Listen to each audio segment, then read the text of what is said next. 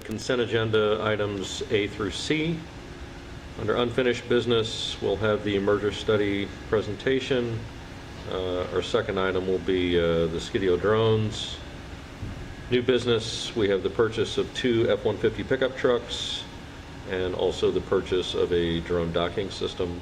We'll move on to the chief remarks, the attorney's report, commissioner remarks, and then we will adjourn. At this time, is there any public input on non-agenda items? Seeing none, we'll move on to the next item. Consent agenda. We have approval of meeting minutes from November, general fund checks, and capital improvement checks. Do I have a motion to adopt the consent agenda? So moved. Second. Discussion? Questions? Public input? All in favor? Aye. Takes us right next to number 7. Unfinished business is the merger study. Chief, I'll pass it on to you. Very good. So this item is a presentation from the J. Angle Group, who was retained by us and Iona McGregor to do a feasibility study of a consolidation of the 2 districts. So just a little background. In 2024, Representative Botana had submitted a bill imposing a dissolution of Fort Myers Beach and a takeover by Bonita Springs. A cursory review of that proposal showed that the feasibility wasn't really there for that, so the bill was then modified. When the bill was modified, it included bringing in Iona McGregor and splitting the district, giving the Estero Island portion to Bonita and the Lee County unincorporated portion to Iona. With that, us and Iona McGregor started talking and having conversations. What would that look like? And we work together more often than we do with Bonita. Our equipment is a little more similar, so if there was feasibility, it was going to be between our 2 agencies rather than us and Bonita. The first step in the statute to doing a voluntary merger is to do a feasibility study, find out if it's in the best interest of the communities impacted by it, both fiscally and operationally. So with your approval and Iona's board approval, we set out and we did a RFP and retained the J. Angle Group. We've been working with them for several months to do a very deep dive into both agencies and to give us a cursory look at what a consolidated district might look like. So that report is complete. We have gentlemen from the group here today, so if you will, I'll turn it over to Jim Angle for their presentation. Good morning, Commissioners, staff. Appreciate being here. No, I mean, I really appreciate being here. It's been quite the journey, and only because of the diligence of your staffs, and I will say the same tonight, Iona, and our team trying to make sure we left no stone unturned. And what was a little bit different in your case was from the kind of the processes we normally use is the impacts of the hurricane and so forth, and tax base and new construction and so forth.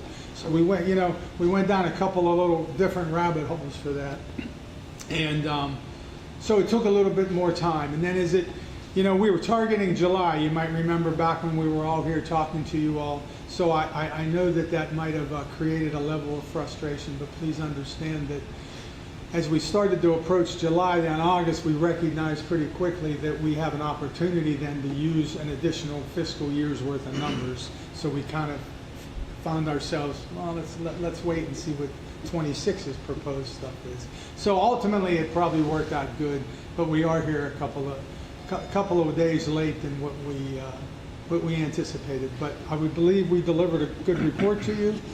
We're certain. We've made the best judgment and the best forecast that we had available to us, and that's what I'm going to present to you today. I'm going to PowerPoint's more for me to keep me in line than it is you. I know you've seen either electronically or in some cases you've printed the document. Hopefully we'll get some good questions afterwards. We appreciate those. We did provide to the chief, per the RFP, some additional copies over back here in the corner, so however he wants to distribute them, that's up to him. But thank you all for your confidence in our group. We appreciated being down here, the hospitality back when we did our site visit. I know I worked the Fort Myers Beach side, so you all got to see me. Adam, who you'll meet here in a minute, he worked the Iona side, so you haven't met him yet. So we'll talk a little bit about him here in a minute. At any time when I'm going through it, as far as I'm concerned, this is pretty informal. Just raise your hand and say, "What'd you say?" And we'll stop right then and maybe deal with that. Chief or Jane, or any comments before I start? And you know, I will say this again at the end. That there's 4 people in this room right now that really were a big part of making this report come out. That's Chief and Jane from here, and Chief and Linnea from my own, and I'll mention that again tonight as well. So let's get started then, if we have no questions. And really early on, we said to ourselves, you know, it'd be hard to find something that's not feasible. Maybe a better question is it desirable? So the two factors we thought about in desirability was operational improvements or financial improvements to the business owners and the residents of the 2 fire districts. So in your RFP, what you asked us to look at was to determine if the merger of the 2 districts would be operationally and financially beneficial to the taxpayers, and to assess the feasibility of consolidating your 2 departments into one independent special district. So I just want to pause there for a minute to make sure we're all on the same page. Our study does exactly what bullet point 2 says we will do, because that's what was assigned in the RFP. Since that time, the current bill that's in Tallahassee is not really that. It's more of the Iona just taking over the Beach Fire District. So it's a little bit different. So I'm sure that you know that, and I just want to make sure as we read through the report and discuss some of these things, that's the perspective we get. And ultimately, was it operationally and financially beneficial to the taxpayers? So I'll pause here just for a minute. You know, I know you've all read it, so I'm not not letting any cats out of the bag.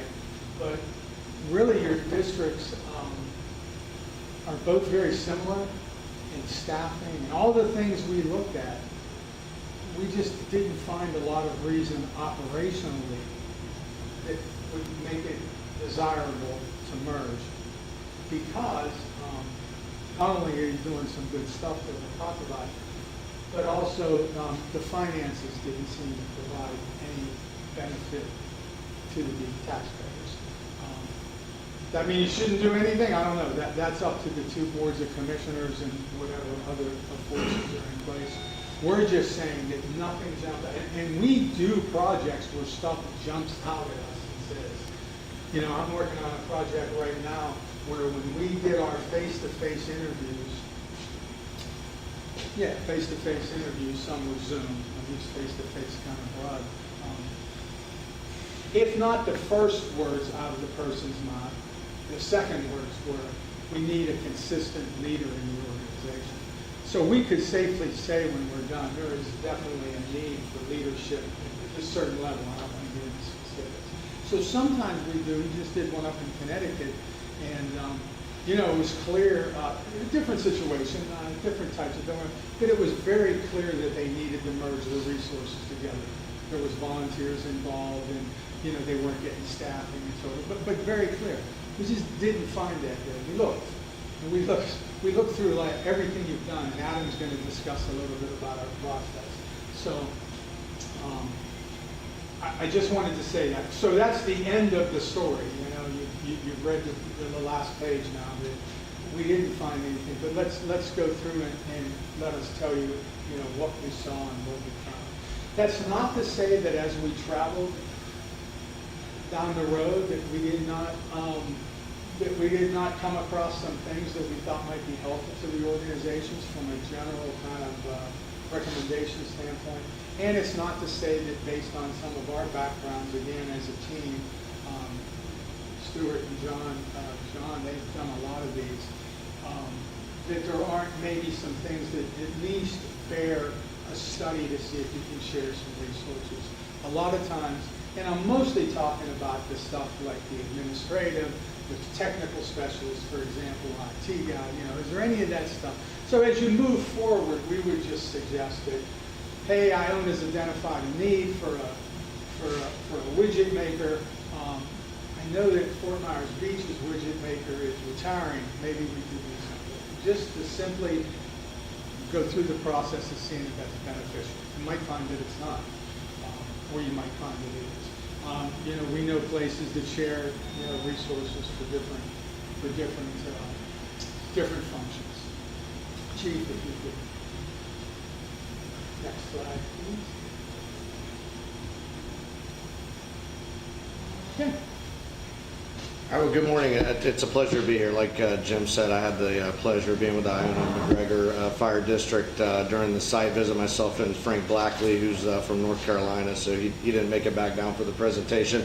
But I was with you all for your public input session that we had as well. So pleasure to be back here. It's a pleasure to get to this stage in the report where we're presenting our findings to you all. And truly what we're here to do is just give an overview and then be available to answer any questions. Obviously, it's a very comprehensive and long report, which was necessary to ensure that we were providing the accurate information to you all and your citizens to say that you're on the right path, which I believe we did in the project. So I wanted to kind of give you an overview of the process that we go through. Obviously, you've read the report. A lot of you have been involved in the process. I wander too, so I'm going to try to stay behind the microphone here. But the process that we utilize, it's a similar process that we do for many of our reports, regardless of what we're trying to accomplish.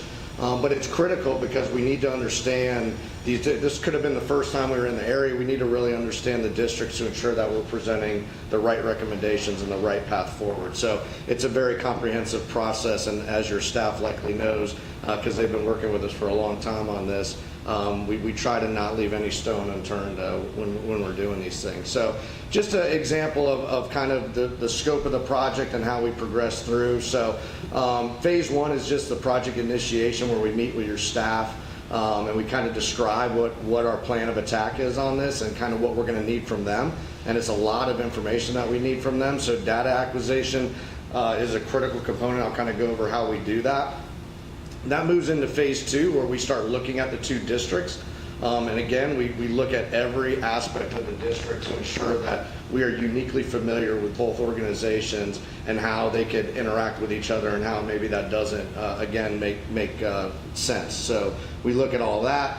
Then we get to a point where we do some findings and recommendations. For yours, we looked anywhere from status quo to complete consolidation and basically everything in between. Additionally, when we do these projects, even if it's not within the scope of the project, if during the review of your districts we see something that, like Jim said, pops out at us, even if it's very minor, we try to provide that recommendation to your district. So, we saw some things in these two, with some data improvements we thought could be made. So we like to give you that information, even though it may not be in the scope of the overall project. These are things that the districts could do really almost immediately to what we think could improve some things for you all. So there are some general recommendations in this report that kind of address some of those things that we saw. And then we get to this point where we develop the final report and we present it to you all. That is a back and forth process, and your staff may have kind of told you guys about that, but that's almost like a 2-month process where we're going back and forth with your staff to make sure all of the information is accurate. I will tell you that, coming off of a hurricane, that did, like Jim said, complicate some financial projections, incident volume projections. I'm from Pinellas, like Jim mentioned, I'm from St. Pete Beach in Pinellas County, so we just suffered 2 large storms. So I'm kind of in the earlier stages of dealing with that and dealing with the financial forecasting and the rebuild of our community. So I'm unfortunately pretty familiar with that as well. And like I said, I learned a lot being down here with you all because you were a couple years past that point when I came to visit you. So that was enlightening for me. So Chief, we can go to the next slide. Thank you. Does anybody have any questions on those phases that we progressed through? And again, just like Jim said, if you have a question, just yell it out. I'm happy to address it. So we talked about data acquisition, really worksheet completion. So what we do is, and I'm going to kind of show you each component of the report, but for every component of the report, we send back a worksheet to both districts. where we're asking a lot of deep questions. We're asking them to provide data. That is probably the most comprehensive part of this project and the one that really takes the longest. Our goal is, before we get to that next bullet, the site visit, is that we really have the backgrounds of both districts complete and accurate according to what we know at that point, right? As we come to the site visit, we work through that and confirm that all of that information is correct, because we don't want to start looking forward to the future till we know what the present is presenting to us. So we spent a lot of time on gathering that information from your districts and your leadership to basically put that report together before we show up for the site visit, which I believe we did around April, if I remember correctly. So when we came in April, we had a team. Jim was out here with Chad Pittman, who just recently became the fire chief in Clearwater, so he couldn't make it back down here with us. But they were out here on the beach, and then, like I said, Frank Blackley and myself were in Iona. During those site visits, we met with a lot of the elected officials. We met with all the key staff for both districts, and then a sampling of all the employees from the district, union leadership. Again, we try to be very well-rounded so that we're talking to every kind of component of the organization to make sure we understand everything that's going on. And again, to confirm all the information that we had already compiled prior to that site visit. Your site visits, again, we did the face-to-face interviews, and then we also did 2 community meetings, one out here at the Margaritaville Resort and then one at Iona McGregor, and tried to elicit some community feedback. One of the things we found doing these projects all across the country is sometimes you get a face-to-face community meeting where you have to host 3 of them because there's such an influx of community members that want to see and want to interact face-to-face. And then there's some that you really don't get a lot of feedback. And we want as much feedback as possible when we're completing these reports. So we moved forward with an online survey as well. And that elicited quite a bit more feedback than the face-to-face. And that's really not uncommon for a lot of these that we do. Typically people are quicker to do the online survey rather than the face-to-face. So again, we try to hit it from both angles to make sure that we're getting all the information that's could be valuable to the project. So Chief, you will get the next slide. So now I'll just kind of go through the different sections of the report. I'm just going to kind of very high overview, but if you have a question on any of these particular sections, I'm happy to answer it. As we talked about, it's a very comprehensive report to the tune of 317 pages. I had it out at the hotel this morning, and the gentleman sitting next to me said, "I hope you don't have to read that whole thing." So it's a big report. I really appreciate you all going through that. We try to make our executive summaries pretty concise so that if you read the first in this case it would be the first, I think, 5 or 6 pages of the report. It's the executive summary.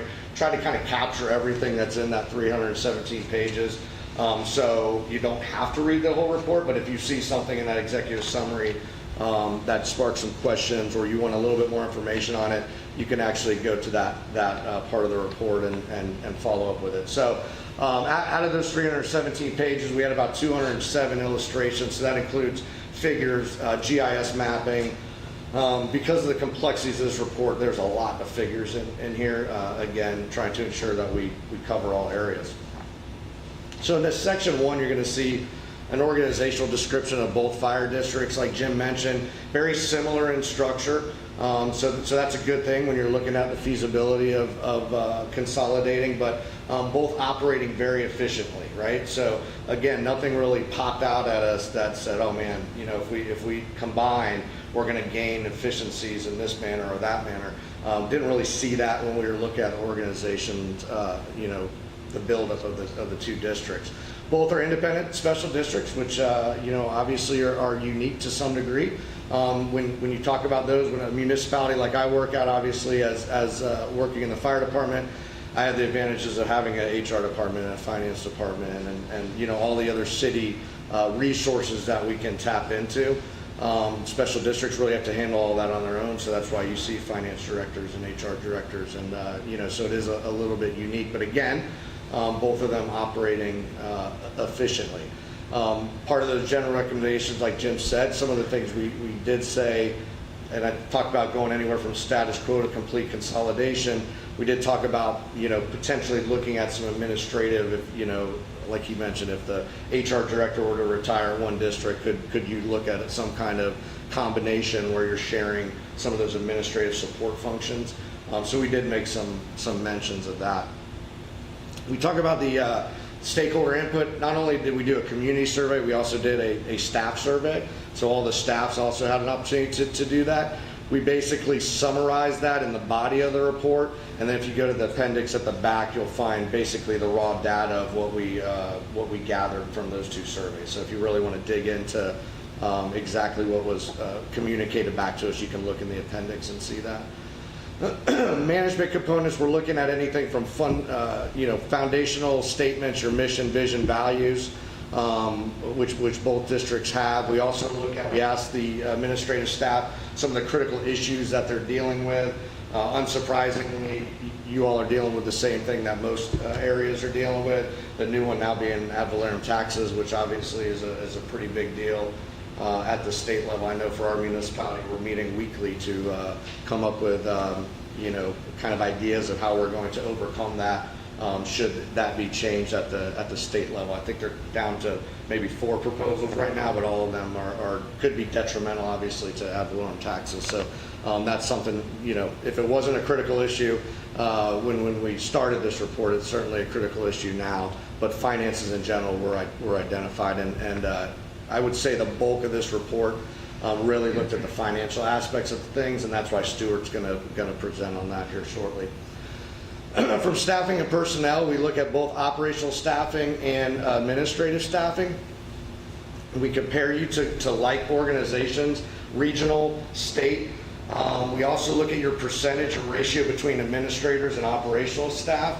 I think that is a good example of some of these that we've done in the past where maybe consolidation was feasible. We saw a very high percentage of administrators versus operational staff. So they were very top heavy, if that makes sense. So obviously you're top heavy, you're usually your higher salaries. If you can reduce some of those, sometimes you can bring your finances down. But again, when we looked at the percentages of administrators to operational staffing in both of these districts, we didn't see that eye-popping ratio that stood out to us that you can make some significant changes to reduce costs. So we didn't see that in this study. So that's important. But again, that's an interesting section to review because we also look at your minimum daily staffing for operations. Again, another area, you won't be surprised that people are your financial burden, right? To some degree, right? That's your highest cost is your people cost.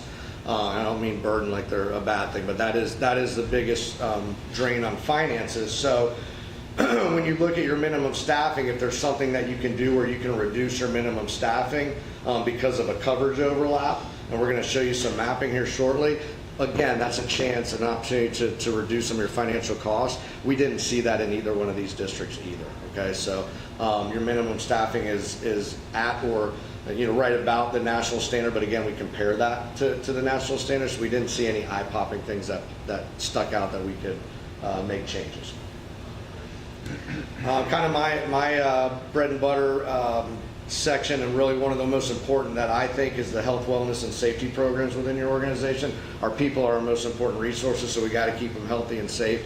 So we do dive into a little bit about your health and safety programs. That's these days the hot topics are cancer prevention and mental health awareness. So we look at those programs, and I know we did make some general recommendations of things that we've seen successful in other organizations. We try to go for industry best practices, so if we see something that we can recommend, like I said, we do. And I know we did make a couple general recommendations of things that we thought could enhance the health, wellness, and safety within your districts. Again, nothing that we immediately called the chief and say, you need to institute this today.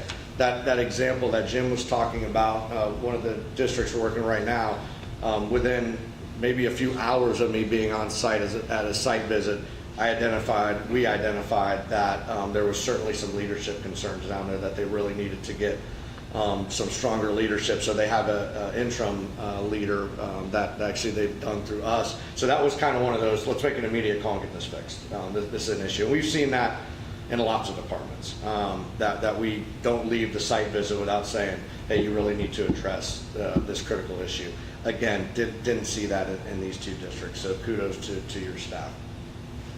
I mentioned the financial overview. Won't go too far in that. Stuart's really going to deep dive into the financial overview. And then capital facilities, we look at your apparatus, your stations, some of your critical equipment infrastructures, kind of age. It's just a cursory look at it. What are the age of your facilities? Kind of trying to help you project what might be big ticket items down the road. Obviously, both these districts dealing with a hurricane. Iona was renovating 2 stations to restore them after the storm when I was here. I know you all are rebuilding one right now, so you're well aware of the capital cost to some of these big ticket items. So, next slide. One of the, probably from a line perspective from your operational group, typically one of the most interesting sections for them, and I think the community, is the service delivery and performance. Very comprehensive, really takes us a long time to look at the data and gather the data.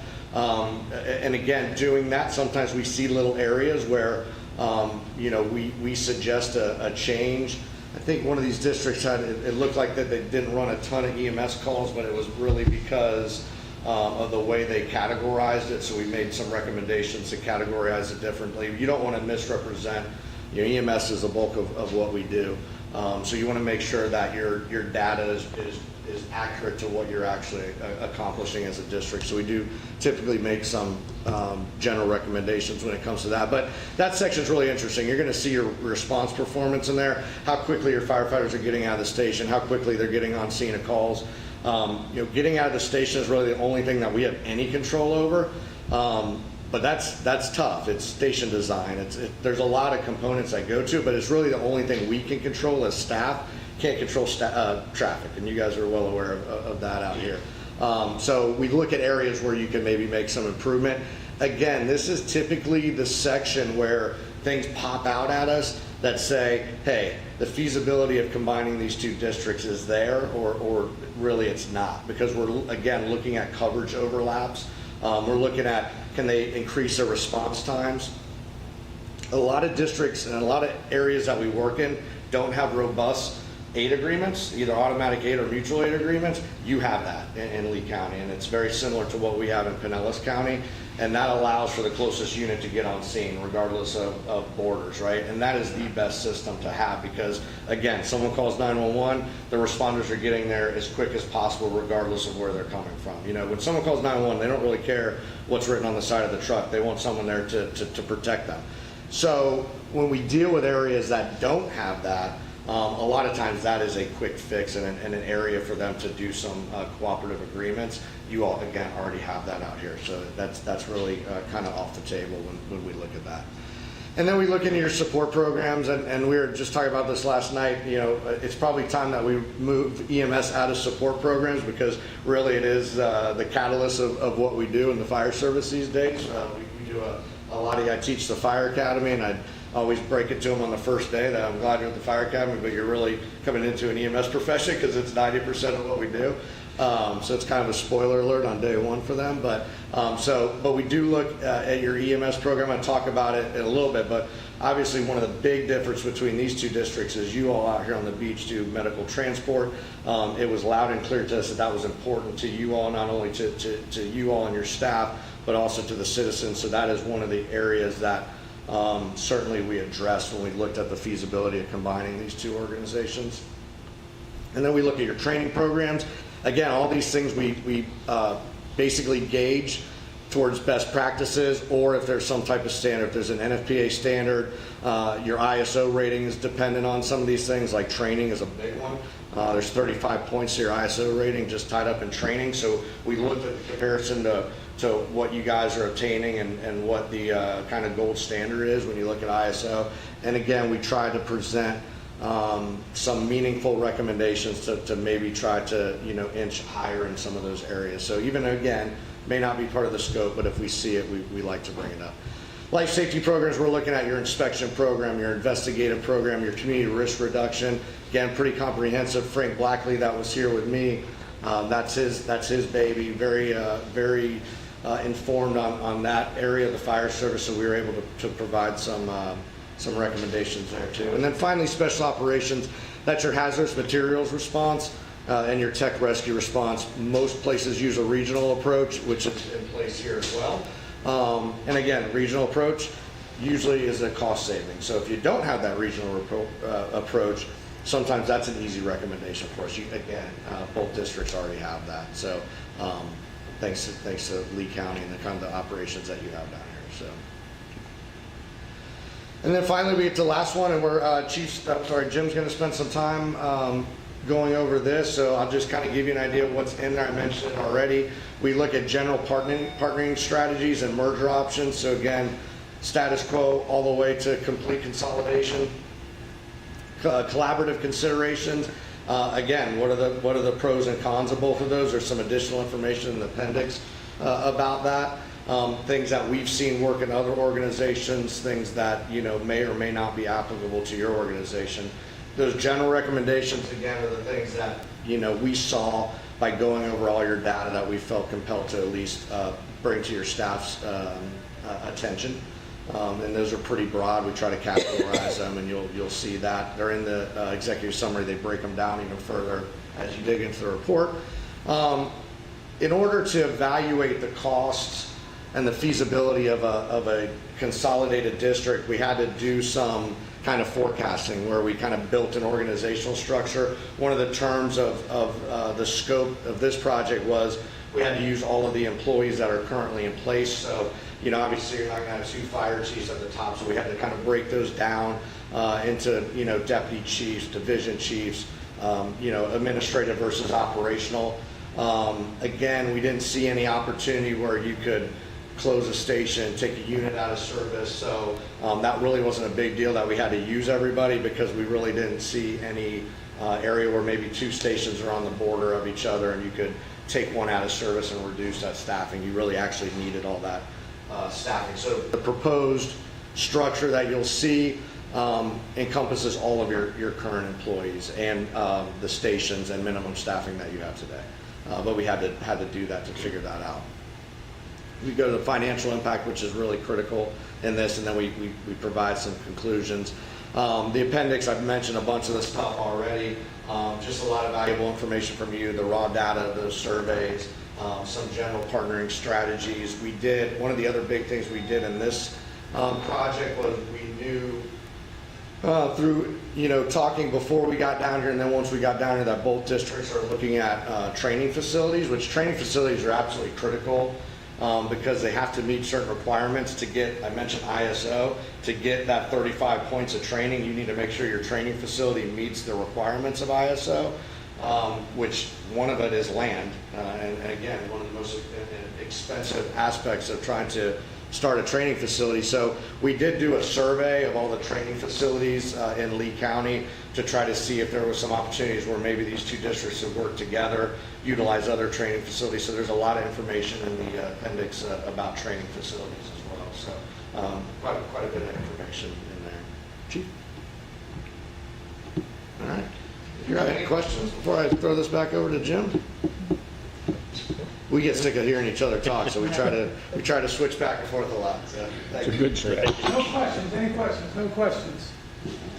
Stuart texted me and said he couldn't hear me very good. That's the first time anybody said they couldn't hear me very good. So I'm going to stay right here at the mic.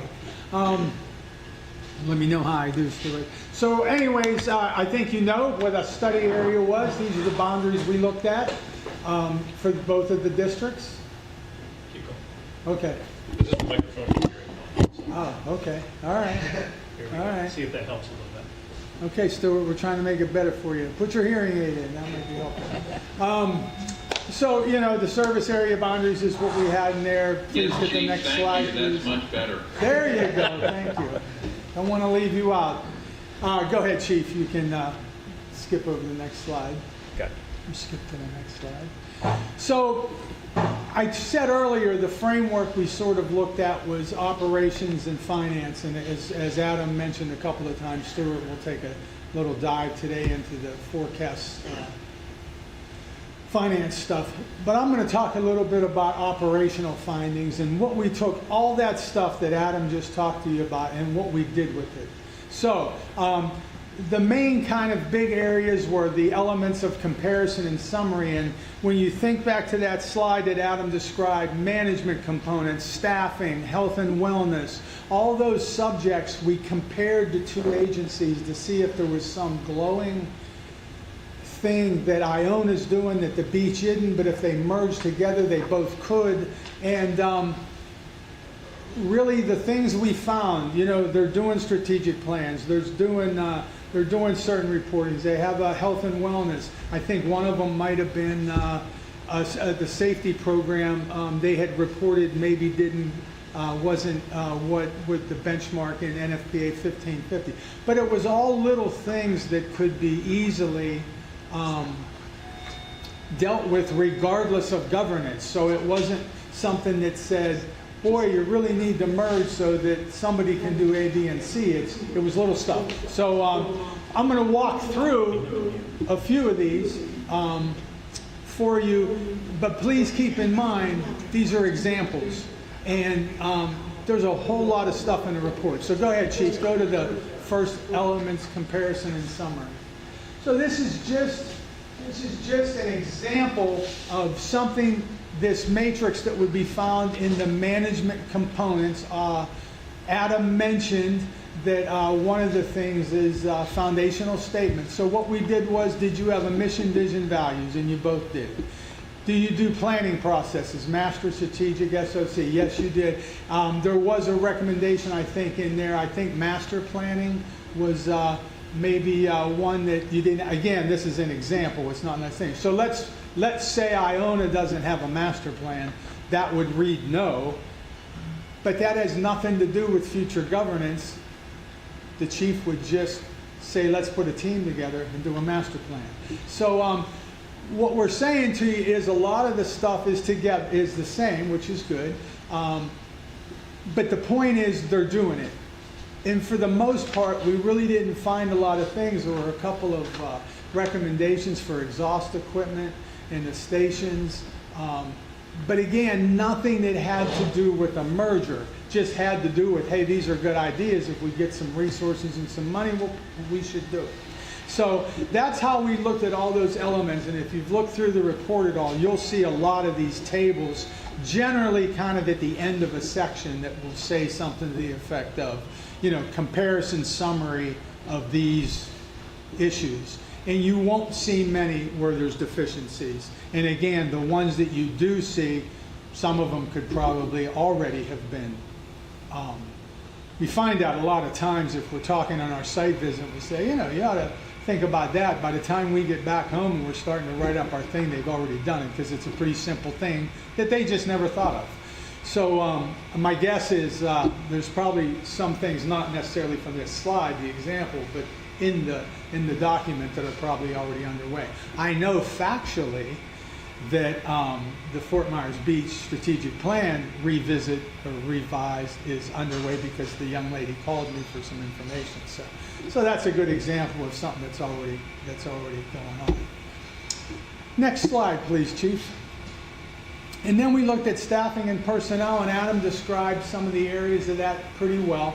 But again, what we look at is from our previous experience in doing some of these, and you know, who's got what, and then what is a reasonable minimum unit staffing. Hey, I know, and I'm not going to stand up here and say that we know that per certain standards and studies that 4 is probably a most efficient and effective minimum. But we also know that, you know, particularly in certain geographic areas, you know, 3 is the norm. And we also know that in certain geographics, you know, a driver and volunteers, there's nothing wrong with that. But sometimes even with full career staff, it's only 2 people. So what we wanted to see was going on between the 2 districts, again, to see if there was a compelling reason to merge. You know, was your staffing any different? And basically, your staffing's the same on, you know, suppression equipment of 3, and the rescues or ambulances 2. You're on the same operational shifts. Your daily staffing is reasonable. You don't go below those numbers. So again, nothing stood out to say, wow, you know, if they merge, that would really be helpful to Iona because they could keep 3 on the squad. It's already done. So we kind of let that go by and said, okay, that's okay. So go to the next slide, Chief. And then this is deployment, and hopefully you can see the orange there in the bottom, and that's Fort Myers Beach. We sort of look at 2, I don't want to call them best practices, but 2 measurements of benchmarking station coverage. And again, as Adam said, working back to some of our other projects, sometimes you can see stations that are pretty close to one another, and sometimes you see stations that are pretty close to one another and they don't do automatic aid. And that raises a red flag as if there is possibly the opportunity to move a station or merge 2 together and potentially save some money. Look, you'll see as Stuart, and we'll talk a little bit more about the finance, but people are what costs money. So when you look at these mergers, you're not going to save a lot of money unless you get rid of positions for a number of reasons that we can talk about. But you can't get rid of positions, and when I say positions, I'm mostly talking about operational positions, the folks running the calls. If you're not overly deployed and have overlapping coverage, then you can't close units and you can't get rid of, you can, it just wouldn't be the right thing to do because it would impact your service delivery.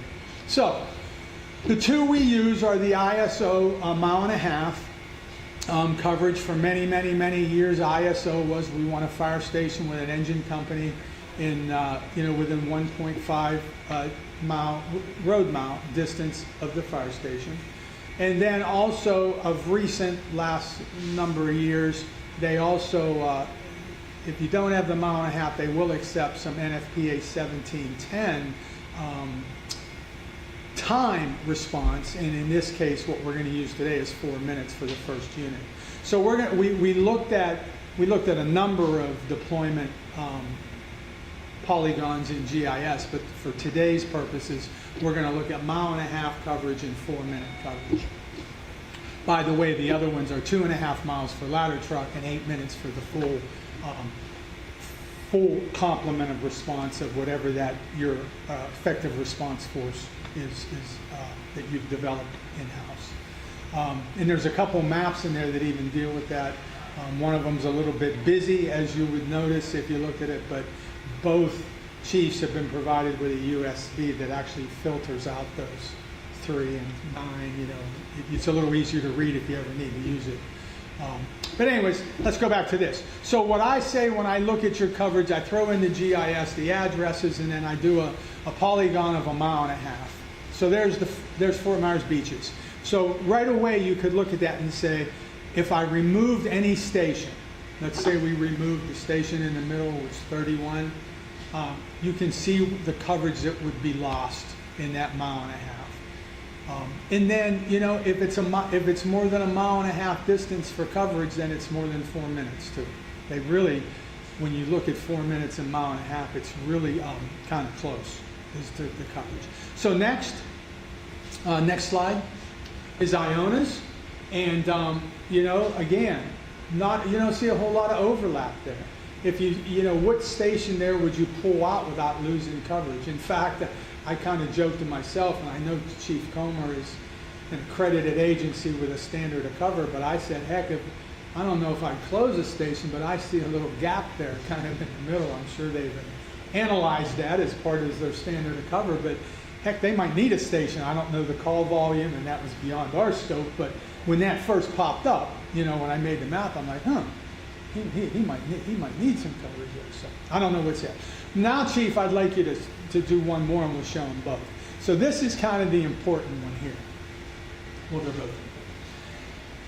What we have here is the overlay of the 2 districts, and you can see, and if you walked up there and looked a little bit closer, there's really not any overlap. We've seen where stations can be. What's the one up there? A couple blocks. So you know, you could see where if there was another station wedged in there between 32 and the 2 Iona station where that white is, that maybe there'd be an opportunity to, you know, close a station and reassign the people, or, you know, maybe save a few dollars by, through attrition, you know, closing in. Long story short, you just don't have that. I wouldn't change this. I joked with the chiefs one day on a call that whenever years ago you put those stations in place, you did a pretty good job of where they should be, and the beach as well. So good deployment from 1.5 miles. So let's look at 4 minutes, which I will tell you will be very close. There's the beach, and Iona, please, next one. There's Iona's, and then the beach, or then the overlay. And right there on whatever road that is, north of 32, south there, you're getting a little extra time because that's a large road. I don't know if it's which boulevard that is. But you do get a little bit, but no significant overlap again. Again, just say to yourself, what if I removed, and I've done this playing around because I can just filter it out. You know, you do start to leave big gaps, and you don't want to do that. Any questions on that for like the deployment part of that and stuff? Does everyone, I mean, this is a big deal here, that when people say, why don't we save money in a merger because now we only have one fire chief? The bulk of the money that you're going to spend in the merger is equalizing salaries. And where are most of your people? In operations. So yeah, you can get rid of a chief and you can get rid of a, at the end of the day, if you're not pulling fire trucks and rescue trucks off the street, you're just not saving a lot of money. That's where the bulk of your money is, because that's where the bulk of your resources are. So if we don't see some glaring you know, overlap, and again, we've seen them overlap. Then the other piece to that is, as far as that effective response force that I talked about, and the coverage, is that you are utilizing closest unit automatic aid. And that is extremely important as well. Again, we see them where they do and they don't. And it really helps with your deployment, obviously, when you do. I was involved in a merger when I was a young firefighter. So, you know, I didn't have the bigger picture view. But 9 districts consolidated and made a county fire. It was Palm Beach County in 1984. You know, I worked for a predecessor district. 9 districts had dispatchers. 9 districts, or maybe like 1 or 2 didn't, had maintenance facilities. Point I'm getting to there is when you talk about saving a buck or two here and there, those things is where you save some money, because you can cooperatively do that. Now, I know that both districts contract out maintenance. Lee Control has been the dispatch forever. So some of those little chunks you can get on a merger aren't there for you. And the big one is the automatic aid. You know, if you're running your closest units to calls, what do you gain by merging? You don't really gain anything. So that all comes into that stations and coverage and the operational benefits or lack thereof. Next slide, please. Then I want to just do a little bit about stakeholder input. Adam described what we did, and then a little bit about how we did it. And there was no, all I'm going to say about this slide, you can read this in the report. There was no, again, there wasn't most people that said we should absolutely not consolidate and merge, and most people didn't say we should absolutely. There were many that were neutral, that was a very high number.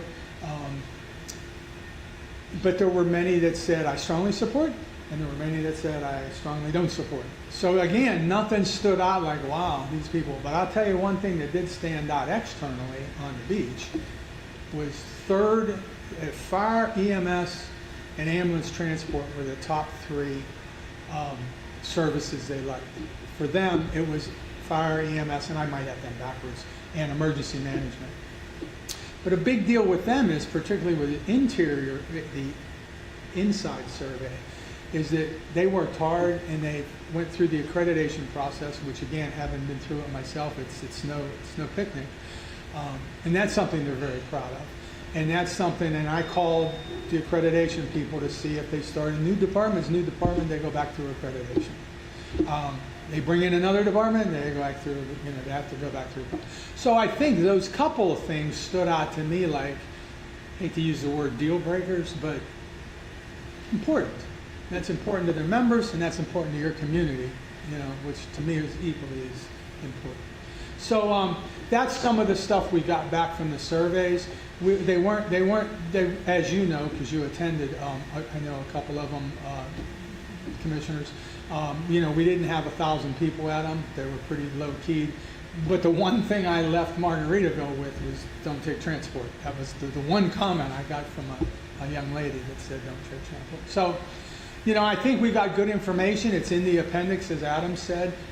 There was a section for inside the organizations and then one out. But again, kind of nothing, that overwhelmingly said, you need to make some kind of change. And that's before they even knew anything about money. So, next please. So Adam. So I just wanted to quickly go over some of the key findings and how those key findings kind of drive our decision making. So when we look at demographics and the community impact, demographics likely drive incident volume, right? So when we're looking at the number of population, the demographics above 65, things like that are indicators for us of increased call volume, and it helps us make projections. One thing I'll say about your demographics, we do population projection and incident volume projections. Again, because of the hurricanes, we obviously have to use historical data to drive those. It's challenging when you go through a hurricane. And again, I'm still in the early stages of dealing with that in my area. We still have, I think we're down to 5 major hotels that are still closed in my municipality, which obviously that is going to drop your incident volume. But you can't, that's going to correct itself at some point, so you can't really base your decision making on what is currently there or what historically over those terms past the hurricane caused. So although we had to use historical data, we kept that in mind when we're making our overall recommendations, that volume will likely equalize and in some cases increase drastically, right? I mean, if you take I know we have like mom and pop hotels, one 2-story hotels that have been demolished that will obviously be replaced by more keyed doors, so that means more people coming in. Households are going from a single, fishing village looking house to now a 3-4 story, 4,000 square foot house. Great for your tax revenue, right? But complicated from a fire protection standpoint because the risk is higher. Typically the people coming in is more. It's going to drive your volume up. So we're going to look at all those things when we look at demographics and community impact. I have a question. Yes, sir. Population, it's on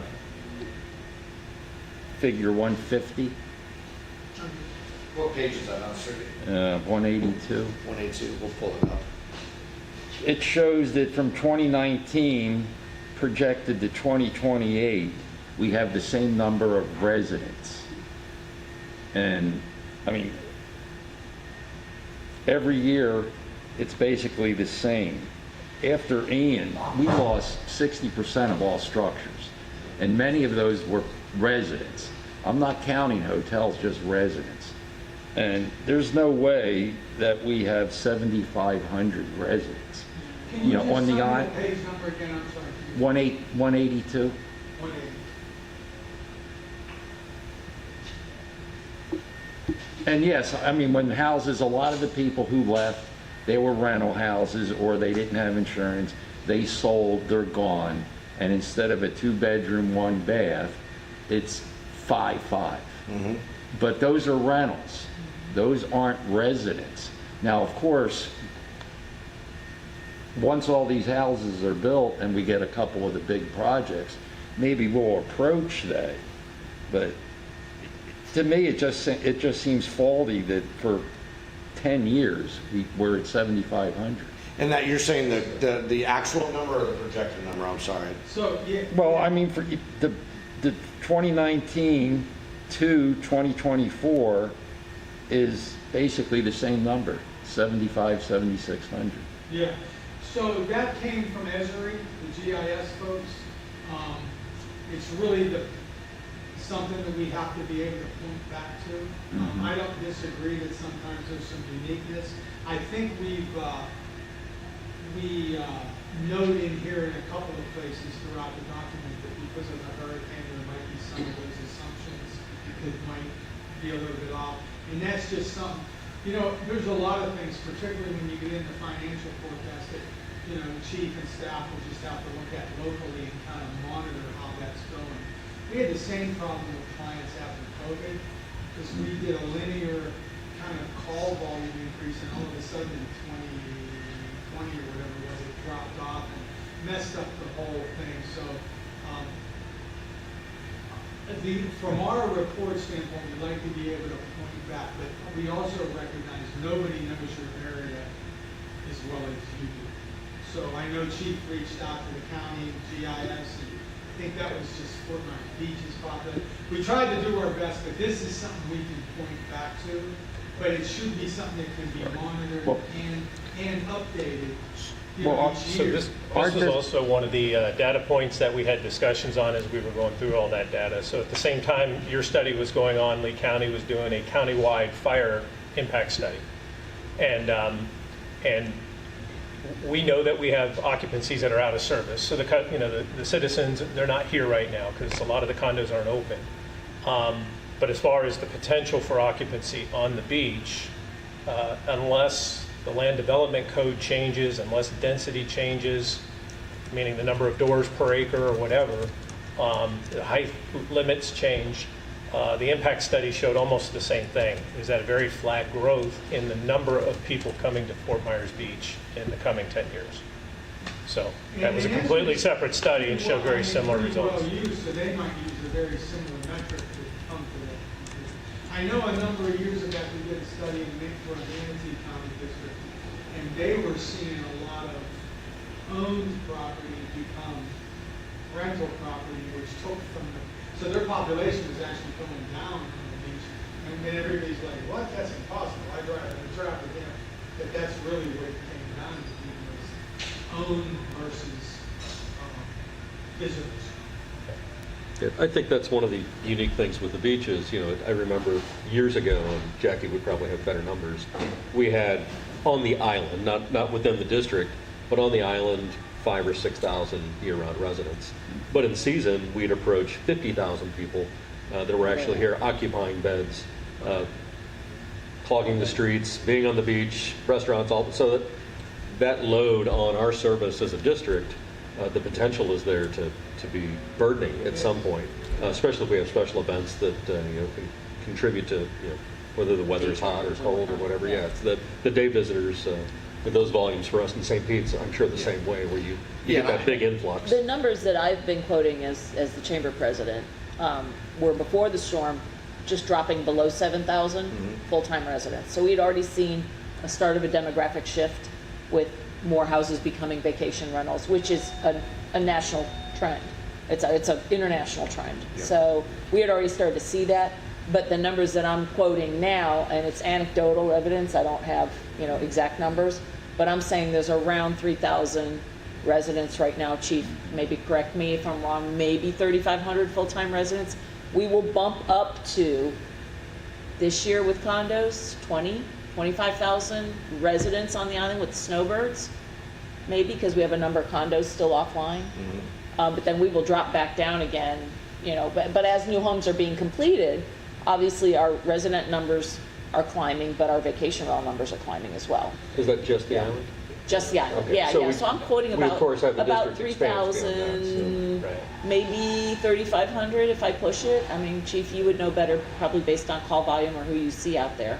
And you're seeing permits come through for new home builds, and you know whether they're a resident or a vacation rental or not. So. Right, and Commissioner Fleming's point's good, that a 1,200 square foot house is now a 3,000 square foot house, but the lots are still as big as they are, and yeah. Even though a lot of these houses that are 3 stories, 2 stories are occupiable, and they look huge, but the square footage numbers aren't. Not super much high. larger, It's yeah. few But to his extra point is bedrooms. valid about Oh, the yeah, it last, is. spanning over those years, keeping it static at 7,500 is not adequate. I mean, it's not appropriate, because may have been that. It had already started to drop before the storm. It tanked during the storm. Now we're climbing our way out of that. May we be 7,500 again someday? Maybe. Maybe, Yeah, but- I agree with you all 100%. And again, I live the exact scenario that you're describing, out here on Fort Myers Beach. For example, we do, all of our new developments have to do traffic studies, and like Jim mentioned, the data is one thing. When you live it, you have a different perspective of what it is. But from a analyzation standpoint, we have to rely on the data that is provided to us. But we put those caveats, and if you read through the report, we put those caveats that likely the storm influences. So, when we're making our overall projections, or I'm sorry, our overall recommendations, yes, we look at those projections, but we also weigh into those other factors that aren't shown in the data, because again, we understand that there could be some variance. We did the same thing in St. Pete Beach. Our residential population started to drop because the same thing, it's becoming almost unaffordable for families to live out there. So there are a lot of rental houses. So although the population goes down, your call volume either stays the same or increases. So you got to be really cautious when you're making, recommendations. And again, traveling around, we understand that. So we don't weigh too heavily on population numbers that are likely not completely accurate or completely representative of what you're actually dealing with. And again, like a tourism-driven area such as this and such as where I work, you see anomalies that you don't see in other areas. For example, typically call volume drops on weekends. Usually it goes with the flow of the community, right? Everyone's out working Monday through Friday. Usually your highest call volume is Monday through Friday. You get out on an area like this or where I work, your weekends spike because you got day trippers that come in there. So, and then again, you have an influx of residents from up north. So you see an influx in January, February, March, where other areas don't see it. Marco Island's a good example where you would think, beach communities would be busier during the summer months, but they have such an influx of out-of-town residents that their busy season is actually during the winter. Complicated for a fire department, just like you all manage out here, because although you have slow periods, you have to staff for those busy periods. So, there's an argument that maybe you're overstaffed for certain times, but you can't fluctuate like that. You got to stay staffed, understanding that busy season's coming. So again, we have to rely on the factual data to do these projections, but with the caveat that we understand reality is sometimes different than that. Like I said, we deal with it. I deal with it nearly every day in my municipality, especially with development projects. So Is it appropriate to use data like, building permits? And because the town knows and the department knows when a permit comes through, whether it's a primary residence or it's going to be a vacation rental, you pretty much always know.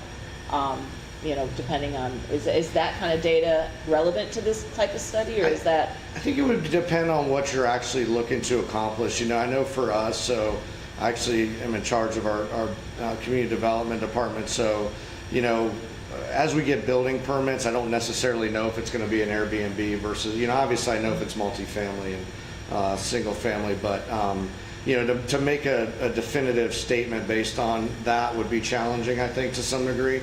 But again, I think you weigh all that into it. I think especially when you're looking at, and when we did the fire prevention section of this, we looked at, building plans, building permits.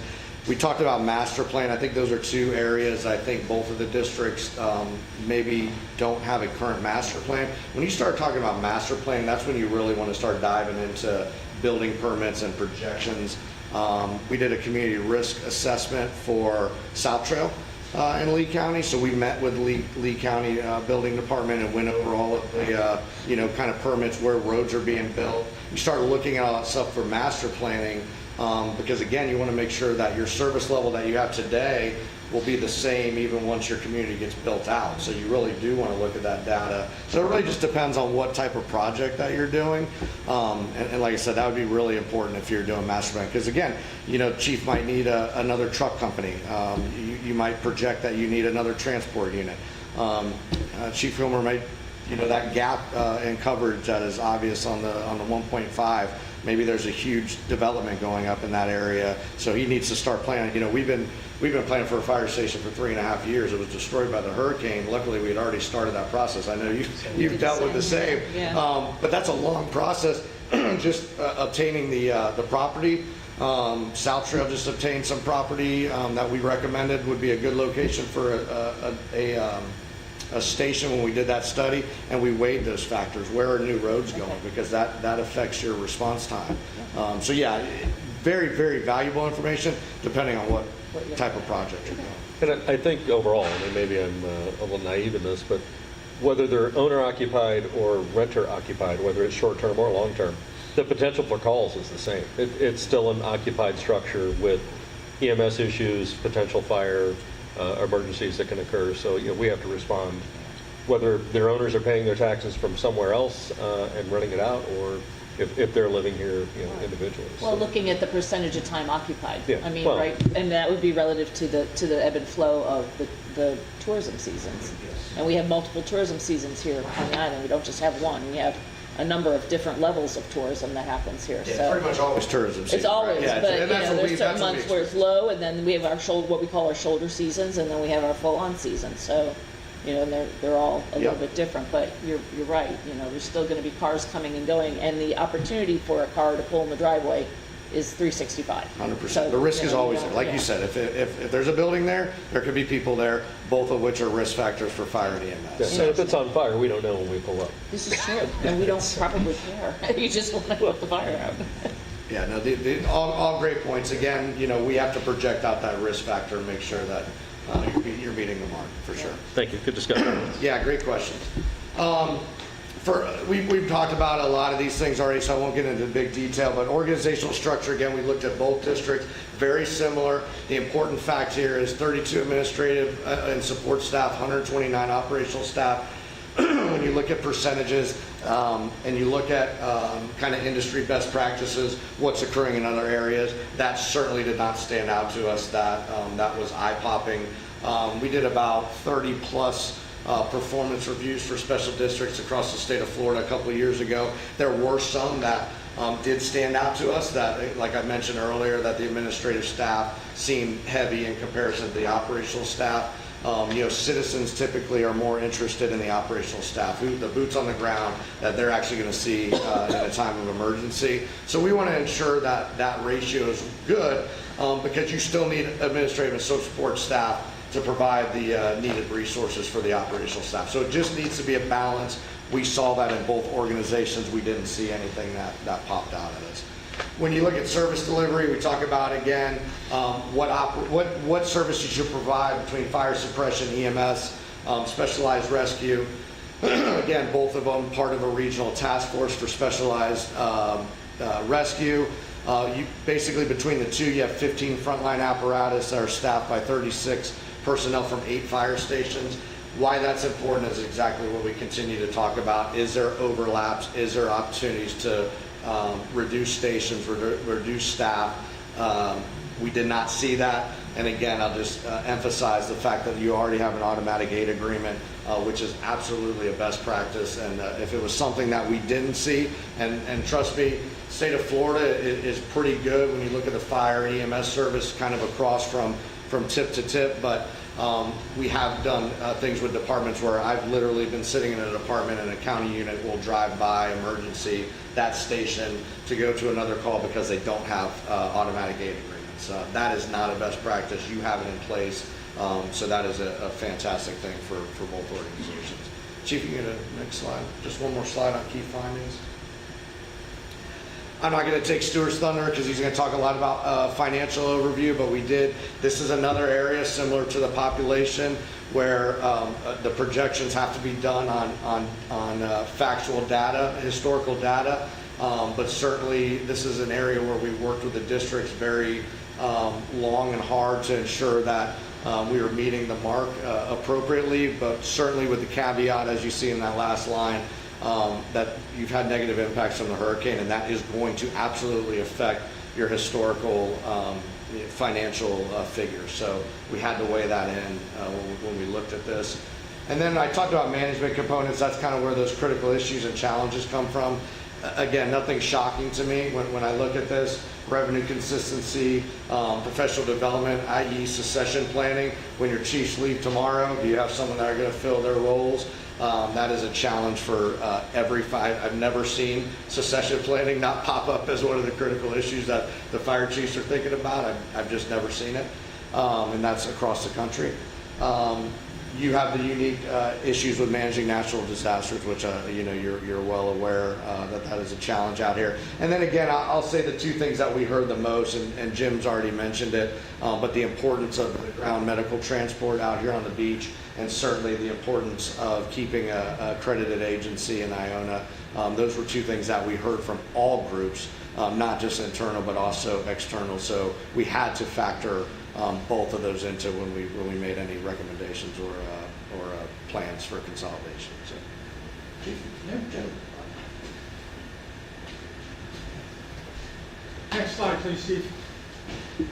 So as we've talked throughout this, and we won't spend a whole lot of time, we looked at options and recommendations from two standpoints. One was collaboration, one was general. Won't beat up on the general recommendations again. They're in the document. If you've seen any you'd like to ask us about, by all means, when we get to the end here today, by all means ask us. And I know just from talking to the chief, really in both areas, I think you'll find that some of them are already underway. The collaboration, we mentioned this when we were back here in April, that we really like to try to give you a status quo and a do everything, and then look for things that might make sense in between those. And that, again, the 4 or 5 things that are in there mostly deal with the back office functions, and again, I said it earlier, all I would ask, it's kind of a best practice, is say, look, are there ways that we can work together, not requiring a merger, but that might save a few dollars or make some things a little more efficient, or even give some additional resources to 1 or 2 of the districts. Again, I'll use our tech guy here. Maybe he could do both districts, and there could be some savings of dollars instead of having 2 people do that. Again, if you read them, they all say should be analyzed. It's not a hard, fast rule. We can probably give you some examples of some things we've done. I know right now in Pinellas County, it's something new since I left. They desire, not suggesting either of you desire this or Lee County would desire this, but they desired some additional on-shift EMS supervision. So while some of the larger departments had rescue lieutenants, many areas did not. So they've come together, and for example, Palm Harbor Special Fire Control District now employs 3 rescue lieutenants for the 3 shifts, but they covered Dunedin, Oldsmar, Safety Harbor, Tarpon Springs, and East Lake. So that was just an example of a function that they wanted to get some street level EMS supervision out, but all those departments couldn't promote rescue lieutenants. So sometimes there's something there. Just take a look. I know that the beach does plan review for Satro, for example. So sometimes there's some stuff there. The general recommendations are just stuff that we've seen that we think works other places, and maybe it would be something good for you all. Adam mentioned a little bit about data. I'll just say something because that's my gig, is the data. We really have an opportunity now because the national data collection is changing formats. The old stuff's going away end of January. It'll be a bad memory. And it's really, we've been telling a lot of our clients, it's really an opportunity to kind of enhance your data collection program in terms of quality and quantity, because you're kind of getting a fresh start, for lack of a better term. And a lot of it's different, so you're gonna have your folks in a room talking about it and doing some training on it anyway. So at that point, maybe you can talk a little about it, because the quality of data in today's fire service, it's just critical, and we really try to promote a good quality control process. Go ahead, Chief, next question. So let's get down to the meat of this, and then we'll wrap this up. You probably didn't come here today to hear most of what we've already said, but we feel that it's important to let you know how we get to where we get. Your desire was to learn, to discuss and learn the feasibility of merging from the two current districts into another district. So we looked at three kind of general areas that we just talked about a little bit. Keeping things the way they are today. Some interlocal agreements to do some sharing of resource or collaborations, or a legal merger. And when you talk about the legal merger, the first thing that you want to talk about is what's it going to cost. And in order to decide what it's going to cost, you've got to build an organization. So I want to say to you that the next few slides you'll see, and what you've read in the report, is nothing more than a couple of consultants sitting down and putting an organization together that we think, based on what we know about this area and your two organizations, would work. Station numbers mean nothing, unit numbers mean nothing, titles on an organizational chart mean nothing. It's just what we put in where we see ongoing kind of positions in organizations as we do some of these studies. So we took that, and then Stuart will discuss how he got through the process of costing that out. But let's look at what that would look like. Go ahead, Chief. So again, I'm not as familiar as I probably could have been with the Lee County numbering system. I know South Trail 6 and obviously those. So I just told John, make me an 8-station department and just start with a number and end with a number.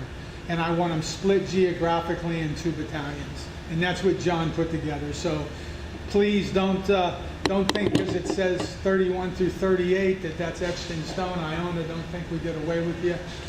It could have just easily been the reverse of that. But what we did was we thought of an organization due to complexity of hazards, the complexity of the geographics, the number of stations, number of personnel.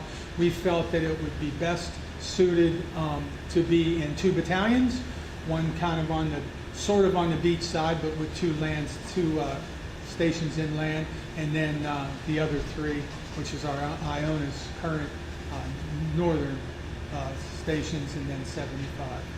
So please hit the next slide.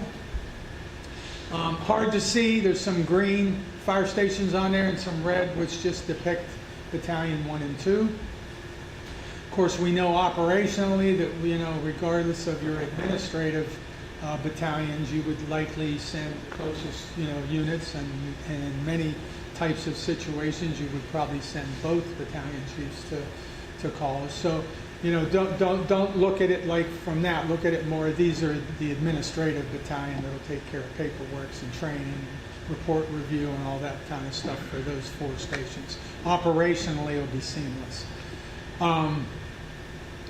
Go ahead to the next slide. So I know you can't read this, but it is in the document. We looked at what you had now in the 2 districts in reference to positions. We may have tweaked some changes. I will tell you that you have 160 full-time equivalents, and in this chart you have 160 full-time equivalents. We did not add, nor did we delete any shift personnel. We did reassign some staff personnel. Again, knowing your accreditation and knowing some different things, we added, for example, and this is quite common, I see job ads for this frequently, management analyst who does like data and things like that. We split, for example, Adam mentioned this earlier, right now Iona has an EMS/health and safety position. We felt when you get to an organization of this size, those functions, because of the complexity with all the stuff, cancer and all that coming on, that would be a good position to switch. So we made a health and safety chief and removed that from EMS. I'm right, Seth, you're EMS/health currently. And again, we just think, 80% of your calls are EMS, and health and safety is a huge thing now. And if you take nothing home with you, that might be something good to look at too, as far as, because we have so much requirements now with the new laws and cancer, and, we're seeing a lot more agencies we just did some work with one that had a health and safety officer and then a chief level officer and then a health and safety lieutenant. And they were, what, a 6th-station department, I think, yeah. So anyways, that's just an example of some of the things we did to make things fit. The other thing there, a little bit down to the left on the 2, you see the ABC shift below that. We like, and again, it's local things, you might not like it. We like each station to have a captain and then 2 lieutenants. So in other words, over 3 shifts, there'd be a captain on a shift and then a lieutenant and then a lieutenant. And the idea there is someone's in charge of the station. It's not like when you have 3 lieutenants and you say, you know, who didn't take out the trash? And the lieutenant say, I don't know, I'm not in charge of the station. We just found success. We know a lot of departments in Pinellas County that do it, where that station captain, and it provides some upward mobility as you take the ranks up through lieutenant to battalion chief. So our layout for operations, I say we didn't add or take away, that wasn't completely accurate, because right now there are 3 captains in the system, we need 5, but then we would lose 5 lieutenants. So we didn't add FTEs, but we add responsibilities. And again, you know, there's many departments that do that. It's an opportunity for the people to expand their career knowledge a little bit, moving up, and it's also an opportunity to provide some good leadership at the station level. It could involve budgeting and assignments of different, you know, pre-plans and different tasks. It just does seem to work pretty good. Next slide, Chief. So we took that, and then these are just breakouts of the 2 shifts of the operations division. Go ahead. One more. You ready? Yeah, go ahead. And then, you know, we looked at what the staffing would look like, and again, nothing's changed. It's the same. We use the same. As you look through some of these, you might see where some of the numbers don't match with other numbers. Just know that, you know, it's because we changed some different things around a little bit. Everything is right at the. There's one section that the 160 FTEs is really 161 if you add them together, and that's because there is a part-time person included in that, but wasn't included in the new organization. So that's kind of what we made it look like. And again, it looks basically familiar as to what you currently have. Next, please. And then we came up with the staffing. That's from the org chart, and that's going to lead us to what it's going to cost. And again, that'll be Stuart's discussion here in a minute. You can take a look at that, though, and kind of see what we have. We have coverage. We have enough people to cover time off. And again, it uses all positions that are currently, all people that are currently in a position. Next. Okay, Stuart, it's all you. You're on slide 30. financial implications. Oh, there we go. Can you guys hear me okay? Yes, we Yes. Oh, great. Okay, thanks much. Hey, so one of the things that Jim talked about a little bit earlier, I just want to hit again, and it's probably pretty much common sense to all of y'all. I know it is the staff, but certainly probably the policymakers as well. And that is, you know, typically in consolidations, the biggest opportunity for cost savings has to deal with personnel and fire stations.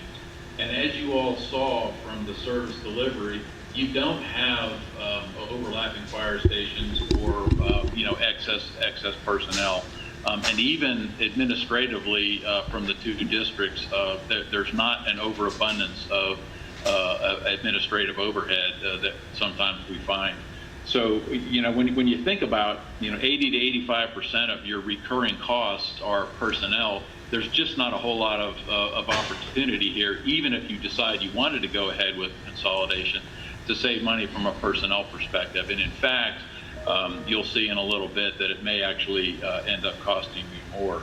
So I just wanted to kind of throw that out there. So let's talk a little bit about sort of how we got here, how we developed the financial analysis. in order to to look at the future financial impact on the taxpayers of both the status quo and the merged district options, we had to develop some financial models. And before I get too much further here, I do want to acknowledge that you all, both from a staff perspective and a policy perspective, do a pretty darn good job of looking at your finances and handling your finances. I've been public safety consulting for 10 years now and looked at a lot of different departments across the United States, from major metros down to, one station volunteer departments. And I would say that you all are probably in the top 95% in terms of how you manage your finances, and not only managing your current finances, but modeling into the future. The way you deal with your capital replacement, handling your reserve funding, things like that are I would say right up there with the top of anybody I've seen.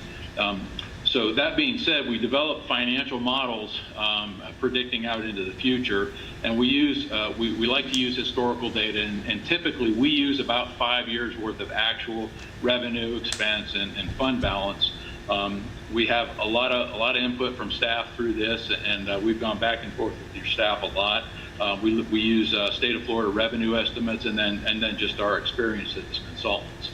We've made these forecasts through, you'll see them all go through 2030. And the reason we only go out 5 years, as you all probably already know, once you get much beyond 5 years, you're pretty much just spitting in the wind, so to speak. And particularly when you're in an environment where there's times of uncertainty or rapid change. As you all know, the primary source of your recurring revenue, and it's about somewhere around the 90% range for the beach and about 95% for Owen and McGregor, is ad valorem tax revenue. So the forecast millage rates are a pretty good comparator for both staff and policymakers when you look at what your future delivery options are and what the impacts are. So the status quo forecasts, and you'll see the millage rate as forecast in the top 2 rows there in the chart. One of the requirements is that we kept the millage rate at or below your statutory caps. So that would be 3 mils for the beach and 2.5 mils for Iona and McGregor. So you can see that's actually been done here.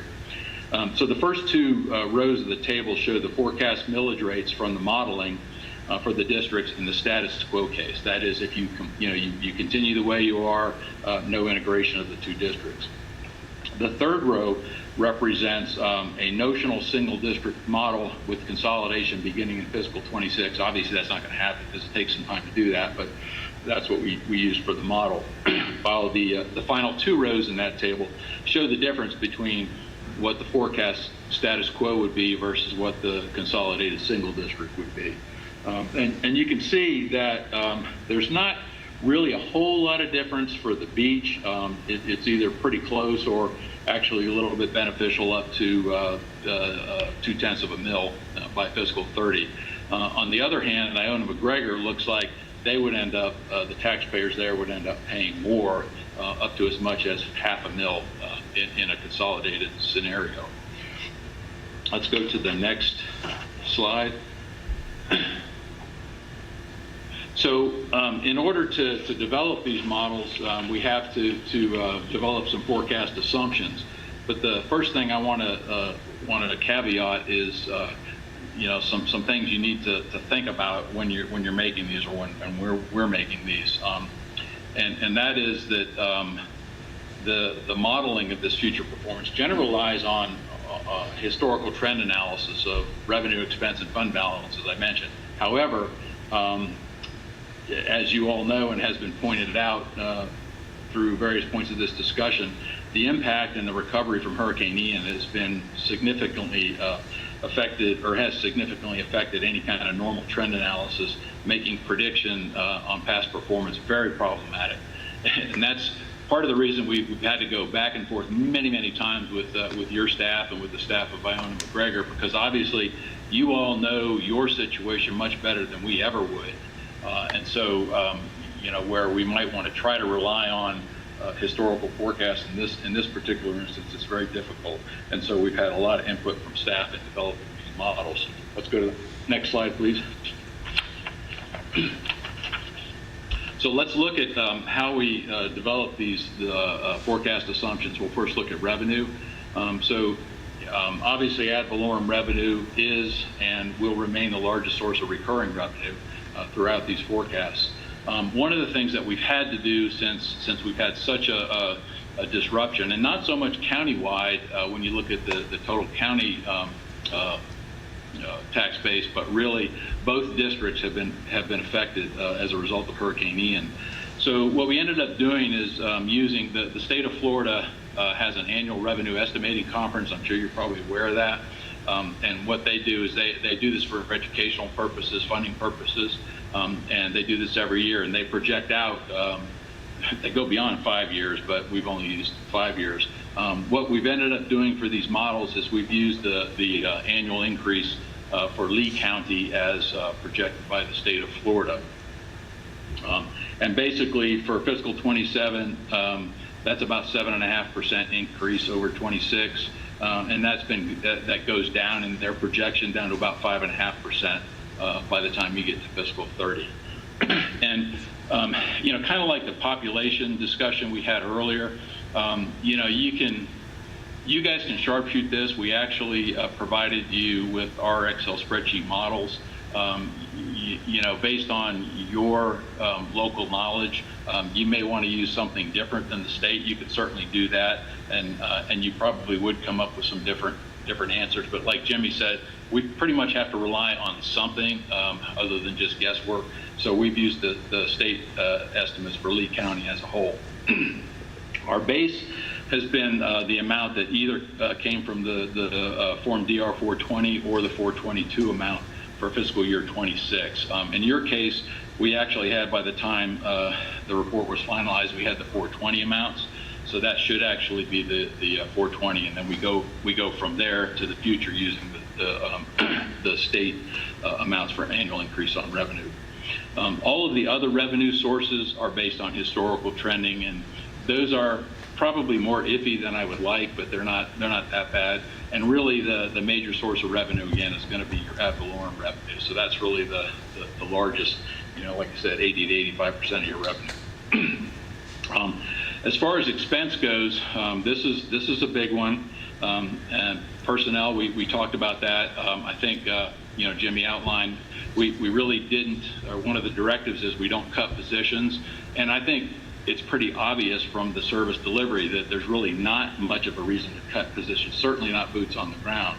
But how do you end up, modeling those, the cost of those positions with both chiefs and their financial staffs?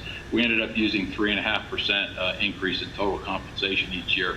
And that's a kind of a combination of the projected annual cost of living plus any merit or cost of living increase. Let's see, what else do we want to say about that?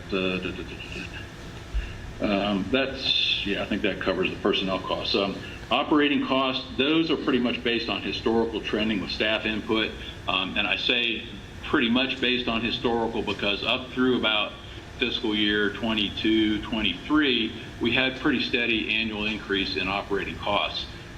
Those really went out the window as we had a recovery from Hurricane Ian. And the reason for that, as you all probably know, is that you had things in your operating costs that maybe they're one-time costs. For example, you might have for example, you guys, you're adding new firefighters to the station that's opening up again.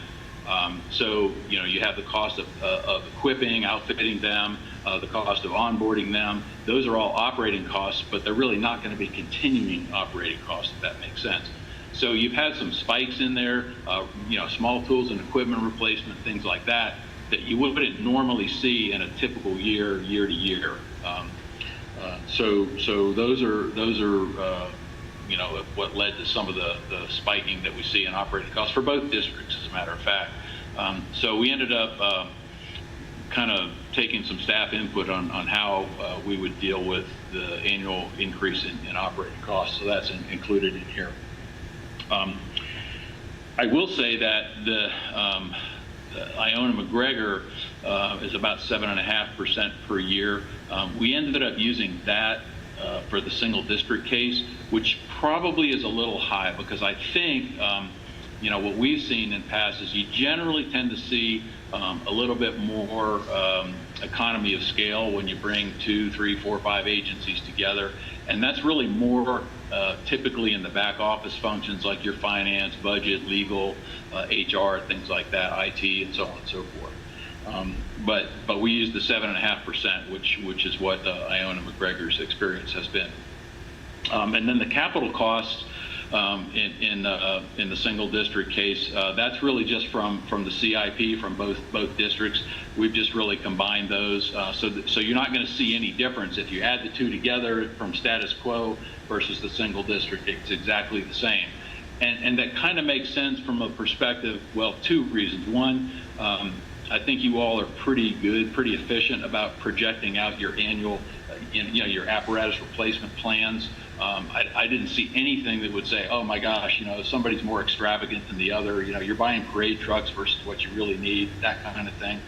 So basically, that's what you've got. The capital costs in both cases, or in all cases, are going to be the same, and that's based on your CIPs. The fund balance, I just combined all of the fund balances. I know you have various categories of fund balance. It didn't really matter as far as this particular analysis, so I just lumped them all together. But there are two different ways I looked at that, and both districts are pretty similar in that you carry a 3-month reserve for expenses and then a 1-month disaster reserve. So basically 4 months of recurring expenses, and then the districts have both estimated an annual amount that they want to keep reserved for capital replacement, whether it be facilities or equipment or so on. So those are our assumptions. If we can move on to the next slide, please.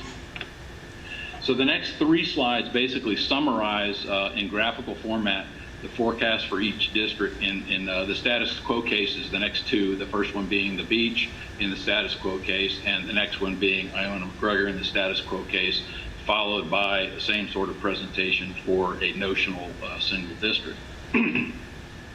So the millage rates, the forecast millage rates that would go with each year are shown in that little table at the top. So if you look at, for example, let's say fiscal 26, which would be the first year of a notional consolidation, you see 2.76 there, and if you drop right down below, you'll see non-recurring expenses, the red bars, recurring expenses, the red line. There's really not much there as far as non-recurring revenue. That would be a bar next to the red bar. It would be a bar in black. You can see a little bit in fiscal 25, but pretty much non-existent moving out through 2030. Recurring revenue is the blue line. And then I've shown 2 lines for fund balance, one being a target. That target would be 4 months of recurring expense plus the CIP reserve that you all have listed in your CIP. And you can see that excuse me, that target amount is the yellow or the gold line, and then the gray dashed line is what we actually calculate in the forecast. So in this particular instance for Fort Myers Beach, you see that the fund balance, while still exceeding 4 months of recurring expense, you have at least $2.5 to $3 million additional for capital reserve, but it falls below what your target would be. And again, a lot of that has to do with what's your timing of your capital expenditures, what do you really need versus what do you want to have, those kinds of things. And what I would say that you all have had in past is a very healthy reserve for capital. And it may be you want to kind of look at that down the road, but you're certainly not in any danger at all from what I can see. And again, this is just one potential forecast. I mean, you all, and you have the spreadsheets and things now, knowing your data a little bit better, you can tweak that, and you're already in pretty good shape in terms of projecting out into the future. But I think you've got the process in place, and you can take what we've done and sharpshoot that down the road. Let's go to the next slide, please. So this is a very similar presentation for Ione McGregor Fire District. This is again status quo for them. And same sort of thing, colors are slightly different, but basically, you've got the non-recurring expense in the red bar there, non-recurring revenue in the black bar, and then in this particular case, the recurring expenses are the red line, and recurring revenues at black line. The target fund balance and the forecast fund balance are shown there. Now, in this particular case, the forecast fund balance falls below the target by $2 million in fiscal year 26, and the gap increases to about $7 million by fiscal 28 and 29 before beginning to slowly recover in 30. The issue for Iona McGregor is a little bit different than you guys. They'll probably want to look at this in a little bit more detail. They certainly have the skill level to do this, but it looks like their forecast fund balance would fall below a 4-month recurring expense reserve as of fiscal 27. Now, they don't have, obviously beyond fiscal 27, at least through 30, they don't have really much of anything in their CIP. So really it's just going to be, a question of, where do they want to be, moving out beyond fiscal 30. But that's something they'll want to look at in a little bit more detail. Let's go to the next slide, please. So this would be a notional single district financial forecast. And again, same sort of presentation. I apologize, the colors differ here. I don't know if that's my old eyes or what, but at any rate, in fiscal 27, the forecast fund balance falls below the target by about $8.5 million, with the gap decreasing to about $4 million by fiscal 29 before actually being met in fiscal 30. And again, these targets are the combined targets of the two districts that currently exist. So in this particular case, and you can see if you look at the calculated mill rate at the top, you're still at or below 3, which would be maybe a notional cap for a single district. Let's see. Let's go to the next slide, please.